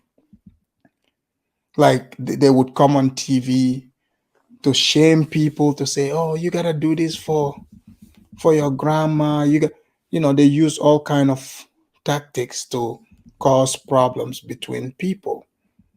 So those are the type of techniques they can use in big countries like the United States. You cannot force it, because if you force it, it's not going to work. Does that make sense? Absolutely. Yeah. It's quite fascinating that you mentioned that so many people have guns, and that even if China were to invade the USA, the people, the citizens, would take them out. Not the army, or that's very fascinating. In many parts of Africa, there's insurgent groups like your Al-Shabaab and your Boko Haram, and the governments are struggling against these groups. And they have a lot of militia. They have lots of militia groups in this country. Like just that by itself, just regular people, man. I'm telling you, so like the BLM, these people you see, these are foot soldiers for the Democratic Party. Like even in various African countries, they have big parties, political parties have their youth wings, foot soldiers. Am I lying? No, you're not lying. Yeah, they have it. So it's the same thing. So what you guys are seeing, I know the United States look big, but that's what's happening exactly. Because think about it, a big country like the United States, how did they just shut down, the elected president? They took all his, shut down his social media so he cannot communicate with the people, but still people are acting like this is normal. Step one was to get the people to brainwashing, which is brainwash their mind, make the people hate your target, because you're not just gonna come out. You have to get people, you have to walk at it and get them to hate the target, because you know what you got in store, so that when you do that to that person, everyone, majority, would agree with you, because they would feel like that person deserved it because of the story that was told. It's the same. Their technique is the same. It never changes. For example, before the United States went to go attack Iraq and Afghanistan, I remember years ago. So they had to come on TV and play this out to the masses. So every day they will be talking about it to convince people that, in fact, Saddam is a bad person, and therefore, what we plan on doing to him, he deserves it. Even though they know that he didn't have the weapons of mass destruction, but they knew we got to convince the people, because we know we're not going to find it. But when we find it, people would be like, no, it's okay. Remember when they went in, they said, oh, we didn't find any weapons. They changed the operation. They call it Operation Freedom Iraqis, to free the Iraqis. I thought you went in there for the weapons of mass destruction. Gaddafi, the same thing. They put this propaganda against him, so that, because they are planning, so that whatever they do to him, the people will be okay with it because the propaganda, the fix is already in. Even Mandela, did you know back in the days, Mandela used to be classified as a terrorist? Did you know that? Yeah. So the propaganda is the same. So now you look at it. When Trump came in 4 years, America was not. It's the first time they were not fighting outside. But this is the new world order. They run out of, because in America they said we have to fight both, enemies that are domestic and foreign. Domestic meaning within, because a government can be infiltrated, which they suspect is what happened. So they have to bring the war to the American soil because they want to change the American Constitution, the strongest constitution on earth, where freedom of speech is guaranteed, where bearing arms is guaranteed. They want to remove those from the American Constitution. But the only way to do that is to defeat America in a war. So that was the plan. Hillary Clinton was, quote unquote, supposed to win in 2016 and get America into a war, and they would plan it out and make America lose the war. So if you lose the war, what happens? You have to come to the table. Your constitution has to be scrapped, like what happened to Germany in World War I and II. Because World War I, they lost. They brought them to the table at the Treaty of Versailles, where they literally bankrupt Germany. They say Germany has to, pay France reparation, and the other European countries, they destroyed Poland. So when Hitler came, Hitler is like, nah, man, F that. You guys got us broke. They were not supposed to have weapons. He secretly built strong weapons. They became strong again. They went to war, they lost. Now, what did they do? They divided Germany into two, East and West. They eventually united them, communist side and capitalist, between America and Russia, the two sides that won. So the same thing is the same bankers that fixed it. They want to do the same thing to the United States. So that's what you're seeing. And so when they succeed, what's the ultimate goal? What do they hope will transpire? Let's say that Hillary Clinton won and then they lost a war. If who lost? Let's say that Trump didn't win and Hillary Clinton was the one who the liberal won. That's what I'm saying. They were going to stage it and make it look like the United States lost a war, just like when they came and pulled them out in Afghanistan and make it look like they lost the war. You see what I'm saying? So imagine if they had created that and they say, oh, America is invaded and they lost the war. That would mean officially they lost. They will bring them to the table and they have to give up their constitution. So if they rip up the constitution, then America becomes enslaved and majority of the world becomes enslaved with it. That was the plan. And that plan is still in effect. Mind you, Bill Gates and all these people you see are all part of that plan. Because they want the corporation to take over.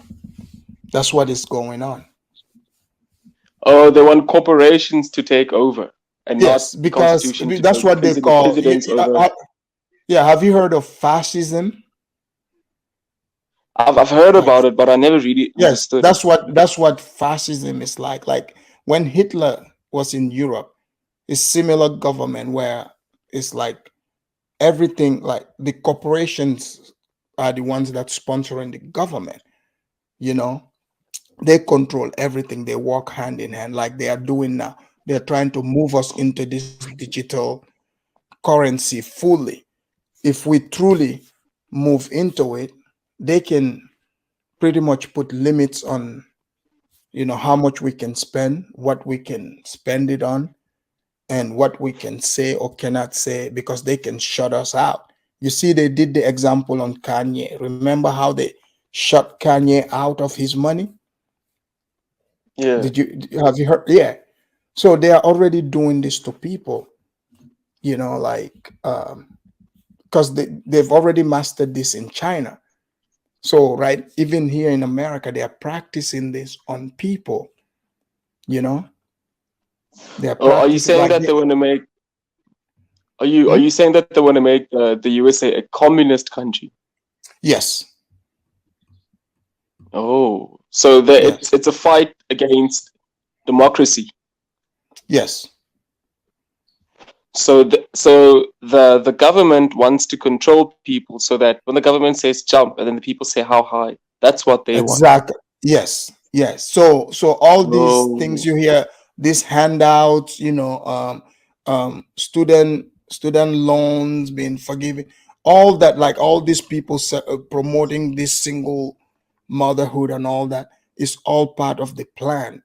Especially like they started with It's the also black, like it's also that because it's so that they can be it's so that they can be dependent on the government. So that Exactly. Yeah. without the government, so that they cannot be individuals independent and live and set their own lives on their own terms. They always have to be dependent on the government. They always have to look for the government to give them handouts.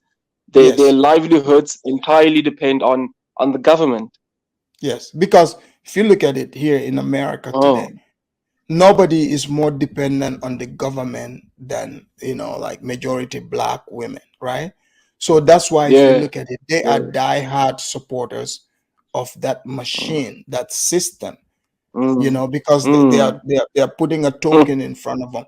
So it's like, okay, so what it is okay, America is living with, for example, you're in this big gated community, right? But in this community, there's the weak link there who everybody can go believe in going to get for themselves. But now this person, the enemy that wants to take over all of us, is able to easily give this person just little token, because they are so hungry, they will take it, even if it, you know, they're not looking at how they are going to be the reason for this enemy to come in, and you know, it's like this token is just temporary. Once they take over, you and all those people would be, you know, losing. But them, they're not gonna lose much because they are already used to, you know, getting less from the government, but they think they are getting more. It's nothing compared to you being free and doing for yourself. So that's why, like, the black man have, you know, they started with the black man, he got kicked out. So the black woman left by herself, vulnerable, but then the government comes and say, oh no, I'm giving you power. But it's false illusion, false power. That's why you would see a black woman, oh, I'm independent, I pay my own bills. It's called being an adult. Or they'll be like, I take care of my kid. It's called being an adult. You know, if you're an adult, you don't pay your own bills, that means you are a loser. Yeah, that means Afridamus. Well, sorry, can I? I'm sorry about that. Afridamus, so what's your opinion on passport bros who are leaving the African women, who are dependent on government and handouts, and you know who want to be praised for being adults, moving to different countries, you know, to get women from other countries who aren't so dependent. What's your view on that? Sorry, St. James. Sorry, my brother. You mean okay, with passport bros, I think are you saying there are people on government assistance who are passport bros? Because that would be hard. I don't think they'll be able to afford it. Yeah. I mean, I think because to be a passport bro, like, they would have to have like some cash, you know. I mean, I don't, because a lot of those, you know, they are men. The government really does not support it does not support men like that.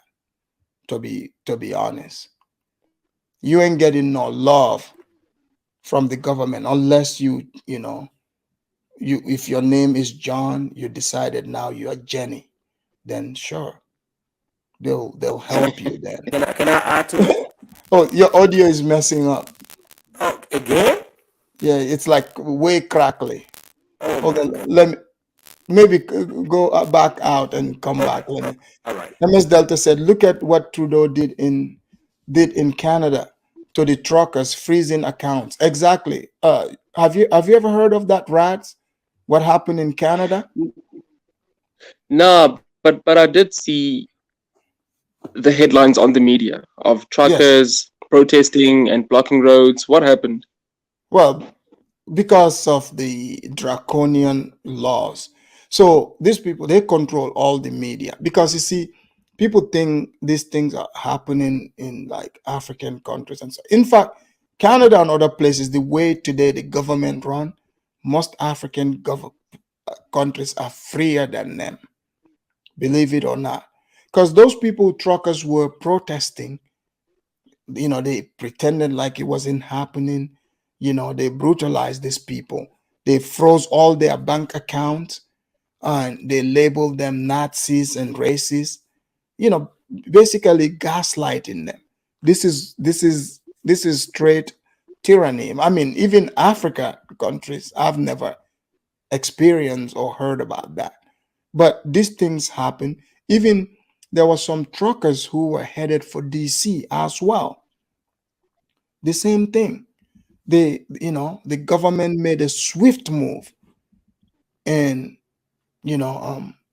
because if they don't show it on the news, most people's attention span is so short. So people like me who would spend the hours, read these papers, watch the videos, analyze it, if we try to come and give the full detail, they will shut us down too. That's what they've been doing. I tried to do a video on Dr. Falsey. You know who that is? I don't want to say the full No. name. The guy with the jab in America, the C-19 doctor, Fauci. Nah. But wait, Afidamas, why is it important for governments to shut and clamp down on truckers? Why not, hear them out and have them speak their piece? Because they are being crooked. They don't want people to hear the truth. That's what dictators do. They want to take But people's what rights is the away. truth? Did you not, do you hear what's happening even in Europe, in the Netherlands? Have you heard of that? Yeah. I think with them What it's they are the doing, farmers. they are trying to make it illegal to have your own farm. But why? Why? That's The called question is why? it's called tyranny. It's tyranny that they are stripping people from their power. Imagine, how can somebody tell you, I'm helping you by taking your abilities away to grow your own food and raise your own animals? Like, and you're like, no, I don't need your help. Right? They are like, no, you will take our help. In fact, we are going to shut you guys down. Like in the United States right now, you go to big places like Costco, they are saying there's shortage of eggs. Like, they say, they have shortage of, like chicken legs or chicken wings, but there's legs there. What are you telling now? Chickens are growing just leg? Like, what the hell is going on? So the eggs, they're like shortage of eggs, but people like Bill Gates have bought. He's one of the largest landowners in the United States, farmlands. He's buying up all this. They are talking about they want people to eat bugs. They don't want people to eat, they want people to eat artificial eggs. So I'm telling you, yeah, this is deeper than, people are seeing, we're in weird times. We are in weird times. If you're paying attention, you will see, like I look at it. You know, some stuff I used to buy, their prices have jumped by, I'm talking about a whole $10. I'm talking a whole $10, like within a short time. That's weird. So it's like they're either raising. This is a way of, like, they tried in Germany. This is how they wanted to bankrupt the people back in like around, like right after First World War. They jacked up everything, inflation. So you make the people poor, like by making the money irrelevant. And you have these people in this, you know, new world order talking about the people, all people would be poor, and people would have nothing and be happy. You see, they are promoting this idea. And the best way to control people is to keep them poor. I mean, in most of Africa, the reason why most of these governments can control the people is because they keep them poor.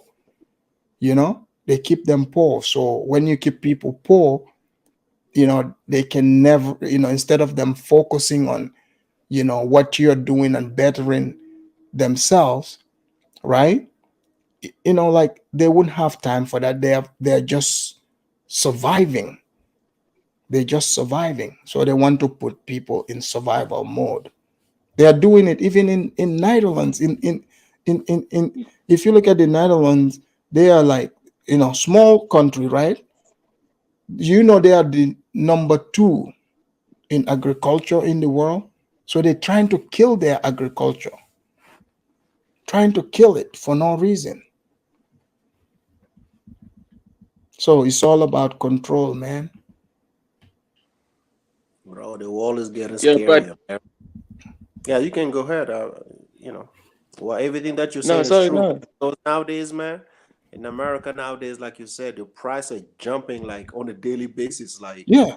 you don't even know what's going on. It's like I have people here who are buying houses for $500,000 for just when you look at these houses, you'll be like, "Are you serious, dude?" Look, the You know, advice like is even the advice right. coming in the next, now against 18 months. The advice is anyone that's smart, do not make any purchases. Do Yes. not make, like, what, you know, go in there buying houses, you know, 300,000-400,000, you know, or 500. Like, wait for the next 18 months, because they said it's gonna, something is coming down the pipeline. Yeah. You know, something is coming down the pipeline. And I'm Yeah. watching prices, you know, Right. like I'm seeing egg 12, like a dozen, almost like over $10. Eggs, $10, bro. Eggs. Are you kidding me? Yeah, people are getting richer, man. They're getting richer and richer. You know, but for me, I know how to move, man, because since that 2008, man, you know, this thing got me so bad, man. Nowadays, like you said, I don't spend no money. I know how to move. And I laugh at certain people. I'm like, okay, this is the right time to save your money and think about something else outside of this country instead of thinking that this is going the right way. It's not. It's not. Exactly. Look Everything at is here if you get your money. Visionary of Love said, so how can you defend dictators who allow that? I'm not aware that I support dictators. And Miss J said, you are pandering from topic to topic. You are controlling your audience with false facts. Hit the link, Miss JW. Hit the link. I still don't understand why people stay in the chat, man, while they have good information that everybody can use. Come on. Yeah. Miss JW, you're welcome to come in the show. And let's see. Former U.S. Secretary of State said, control the oil to control the food. Exactly, because it's like when people say clean energy, what do you mean by clean energy? Like, you know, the plastic, everything you use comes from oil. Even the electric cars, you know, the electricity that is plugged in is all run by oil. But let's allow Catch Al to speak to, and Rashid. Catch Al, go ahead. No, I was just listening to what you were saying, and it's funny because I feel like I shouldn't even say I feel like, but from the way things are going on, you can see it all around the world, and you can see like a cabal going on. So I do agree with you on that. I have to say You've been observing it too, right? Yeah, it's hard not to miss it. You know, it's very hard not to miss it. So, yeah, eggs. I mean, we don't even have eggs out here, and I'm in Virginia. So, the fact that you were talking about chickens and stuff, you got me laughing about it. But at the same time, you're right, and it's sad because it's there. Is that and I'm in like the country, so you're seeing all this farmland and all this stuff, and you just brought up another thing when you said about Bill Gates and how he's going around buying up all the land, all the farmland. Even out here he's buying up stuff, but they're saying, oh, we're not doing anything, it's my realty investment firm that's doing all this. And it's like, well, but why are we having food shortages? Why are certain things going on? You claiming you're not doing nothing, but it's so you're right. I have to admit, you're right on that. Yeah, it's pretty weird. Pretty weird. Let's have Rashid. Rashid, what do you want to say to this? Yeah, how you doing? How is everybody doing? Doing well, doing well. Hi to everybody, people in the chat. They are the ones who making all the the questions and all that. Right. So yeah, the inflation. You guys talking about the inflation now? I don't know. The topic was going from one to another. So, but now I see that the inflation is everywhere, even in back home even. So inflation is not like I remember back in even early 2000, even back home things were really cheap, but now it's triple. Everything is triple. Even housing is triple. Food, you cannot imagine how food is rising up, and the population is we're getting more population. And it's not only in America. When I came to United States, everything was so expensive. I mean, so less expensive. But now, even lunchtime, I mean, you can have a lunch or dinner for almost easy $20-$30. So you're absolutely correct about that. Because it's like things are just headed in a weird direction. But the thing is, like if people are paying attention, they'll be able to see it.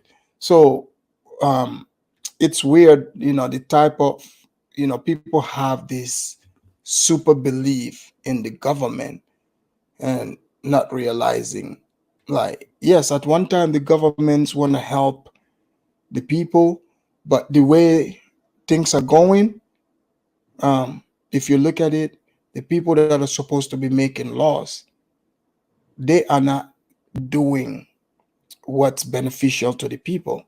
They are bought by the banks and the corporations, and they have nefarious, ideas. I mean, look at it.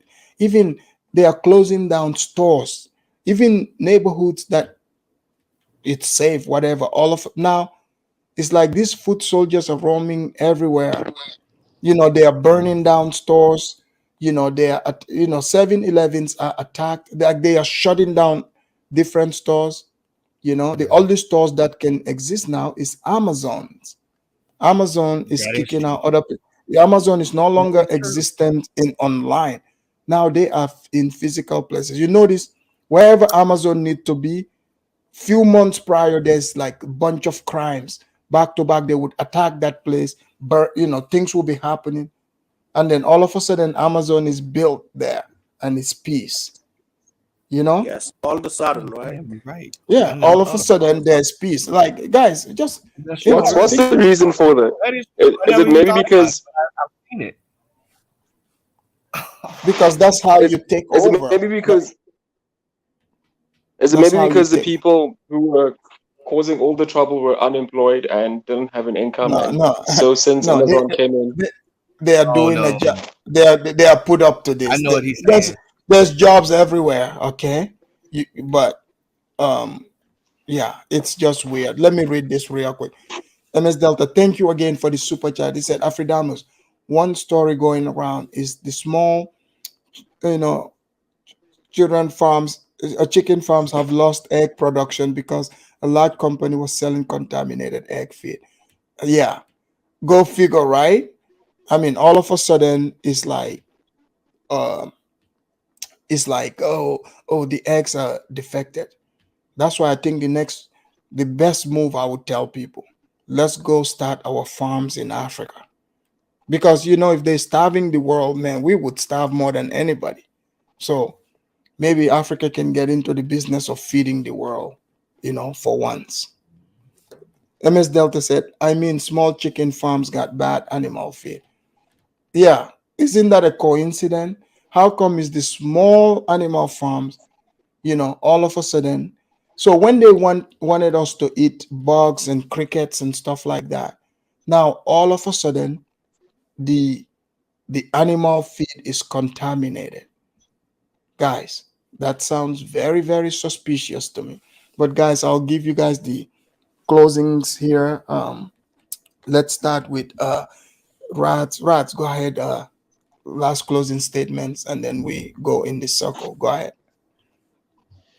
Yeah, Afidamas, everyone on the panel, it's always fascinating hearing your stories. I mean, I kind of feel, frustrated that we're closing the panel now, because you just mentioned something very interesting that. Yeah, I'll be back tomorrow, but if the Lord is willing and the creek don't rise. Yeah, especially with the whole Amazon thing, that whenever Amazon moves into a neighborhood, then crime lessens or stops. That's very fascinating to me. And hearing stories like that is the reason why I'm always drawn to your channel. I love hearing about different parts of different parts of societies around the world and why things happen, especially with the whole communism and why governments engage in propaganda. That was very interesting. So I'll do a show on that. In fact, I'd love to ask you about South Korea over there. What time is it over there? Right now it's 9:50 a.m. 9:50 a.m. a.m.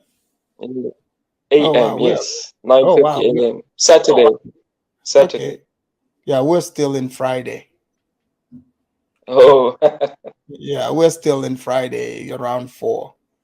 But thank you, Rats, for your closing statement, and I hope to see you here again. Thank you. All right. Cheers, brothers. Thank you. All right, we have Catch Al closing statement. Yeah, I just want to say thanks for bringing up this subject, because a lot of people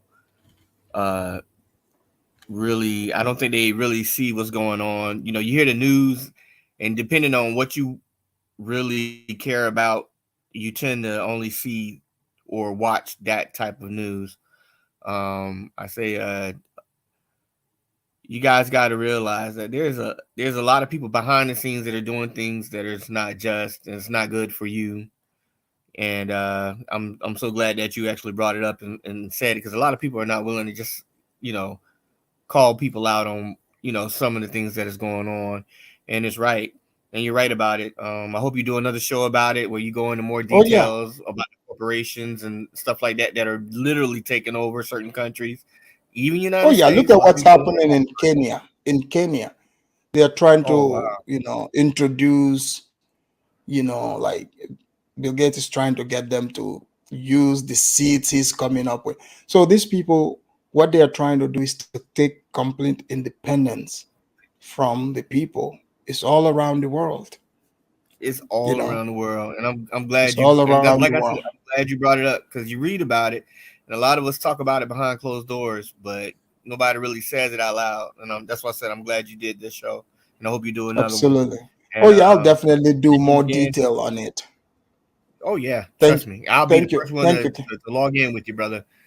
For sure. Thank you. Guys have a thank good you. day. Thanks for coming again. You too. All right. That was brother. Al. All right. Thank you. St. James, closing statement, St. James. I don't even know what type of closing statement I'm well, St. James, maybe I think you're trying to, get into medical school too or something. No, I mean, I was medical school, and maybe we'll send you to Russia, the school up there. You see, a lot of people on the chat did not understand where you were coming from with this. Right. In America, there is something that we call hustling backwards. Mm-hmm. You know, but see, a lot of people did not get the point. So if you can make it happen here, way easier, why you go to a different spot where it could be difficult? Because when you come back here, it's true. When you get your medical degree, you come here, you need more certificate. So it might be a little difficult. So a lot of people did not get it. They have good school in Europe and all that stuff. It's nice, but they don't understand the process when they come here. Right. So I mean, I think they're misunderstanding it, but they'll get it at some point. Because we were foreign students, so we understand that more than they do. They're looking at it from their perspective, now understanding where we're coming from. We came here with degrees and everything, and we understood the system better because we were placed on those kind of things. So I hope they go back and do their own research, and if they can be at peace with it, that's fine. So Absolutely. For me, right. So for me, look, I was always told when two politicians are fighting, just stay away from them. When it comes to O'Shea and my man PanAfricans strike back. I do Tariq. I'm sorry, and Tariq. Just stay away from them and let them do it because they know each other very well than we do, But I do they said when two elephants fight, the grass is who suffers. Stay away, but absolutely. And for Strike Back, man, I do respect Strikes Back. He got that fire. I give him that, he's one of them that would do certain things that you would not believe they would. I do get it, but I'm like, okay, at the end of the day, the man has his audience.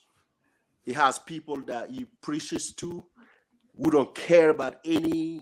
And they're willing to donate to him. I see. I mean, at that point, I see no problem there. Like, I mean, like you say, no taking from my people, but they don't feel like that. Trust me, they don't feel like that. And they are funding this guy's lifestyle. And let them fund the lifestyle of the dude if that's what you believe. So don't be mad at your people, because I don't want to talk about Black American, but I do believe these people know this kind of game better than us to speak. Right. Oh yeah, absolutely. Right. So I'm like, at the end of the day, what can I tell these people for them not to believe this guy? I can't. As an African, I can't. Because they came up, like in America, man, the scamming is on a different level, so that's wherever you go, like there's different ways of how I notice in like Black countries, there's like different ways of scamming depending on, some use 419 on the internet, some in America, Tariq and the crew, they know how to use their mouth. Like he's entertaining the people. You might disagree with him, but he's entertaining them, bro. Yes. Because a black man in America, he's very stressed. Yes. So he's looking for the next toy. What's the next toy that will amuse me? Yeah. That will make me get out of my, my stressed, comfort. Like I have to go out and look for somebody who can bring it. Like you said, these people are cutthroat. Ever since Tariq came up with that museum, now that he got the FBA museum, now he's made me jealous. I want to come, guys. I want to do the African museum. So, one of my biggest regret. Yeah. One of my biggest regrets since 2019, when this movement started, not being able to scam people. That's my biggest regret. Yeah. I wanted to be with the scammers, man. You listen. I'm being honest with you. Well, I'm not scamming, but guys, consider the African museum, guys. I'm working on this. There's a lot of our artifacts that they don't want to return. But when we come together, we build a good museum, then the white people would no longer have any excuse not to return it. So please hit the link on Afridamus report. I'll make sure I deliver this museum on time too. You know why I said this? because we had too much to offer.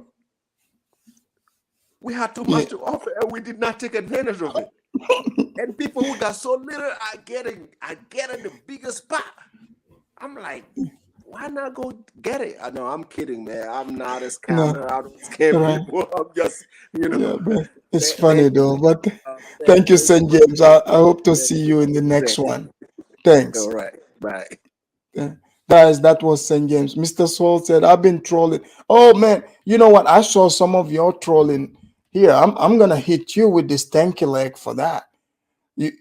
Thank you for showing yourself, because I saw some of your trolling. I was like, I'm gonna get him for this stanky leg. So since many people have escaped the stanky leg today, somehow you are finding yourself receiving it here. Where's the stanky leg at? Guys, give me a moment. Here we go. This is for Mr. Swole.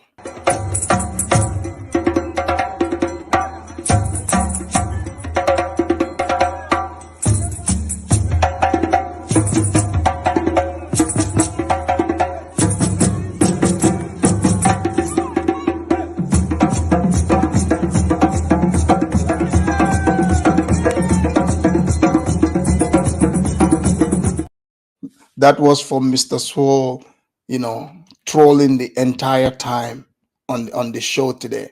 I want to thank MS Delta and all of you that donated here. Let me thank you guys properly here. The chat was moving fast, so let me find it. The thank you here. Let me thank MS Delta and all of you that donated. Give me a moment here.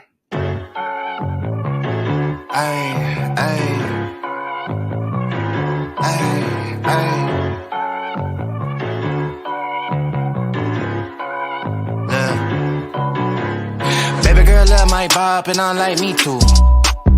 No roof on my top and my babe see through. Hating on the pen, don't stop, shit ain't gon' feed you. I've been all on my grind, so why I need you. Baby girl love my bop and I like me too. No roof on my top and my babe see through. Hating on the pen, don't stop, shit ain't gon' feed you. I've been all on my grind, so why I need you. Big flex, my swole up, double cup and I'm pulled up, nigga. Thank you guys, thank you for the super chat. Yeah, but guys, great show, as you guys know. And it's Black History Month, right? And I want to say happy Black History Month to all of you. But the things that I've last part of the topic that we touched on, you can go check it out to see if whatever is been said here, it's not really checking out. Go find out and then come back and let us know, So yeah, go and find out. And when you find out, let me know, so that when I do the topic here, you can come join us. So people, I don't want to keep you waiting anymore. I'm gonna start exceeding. See you guys. Peace.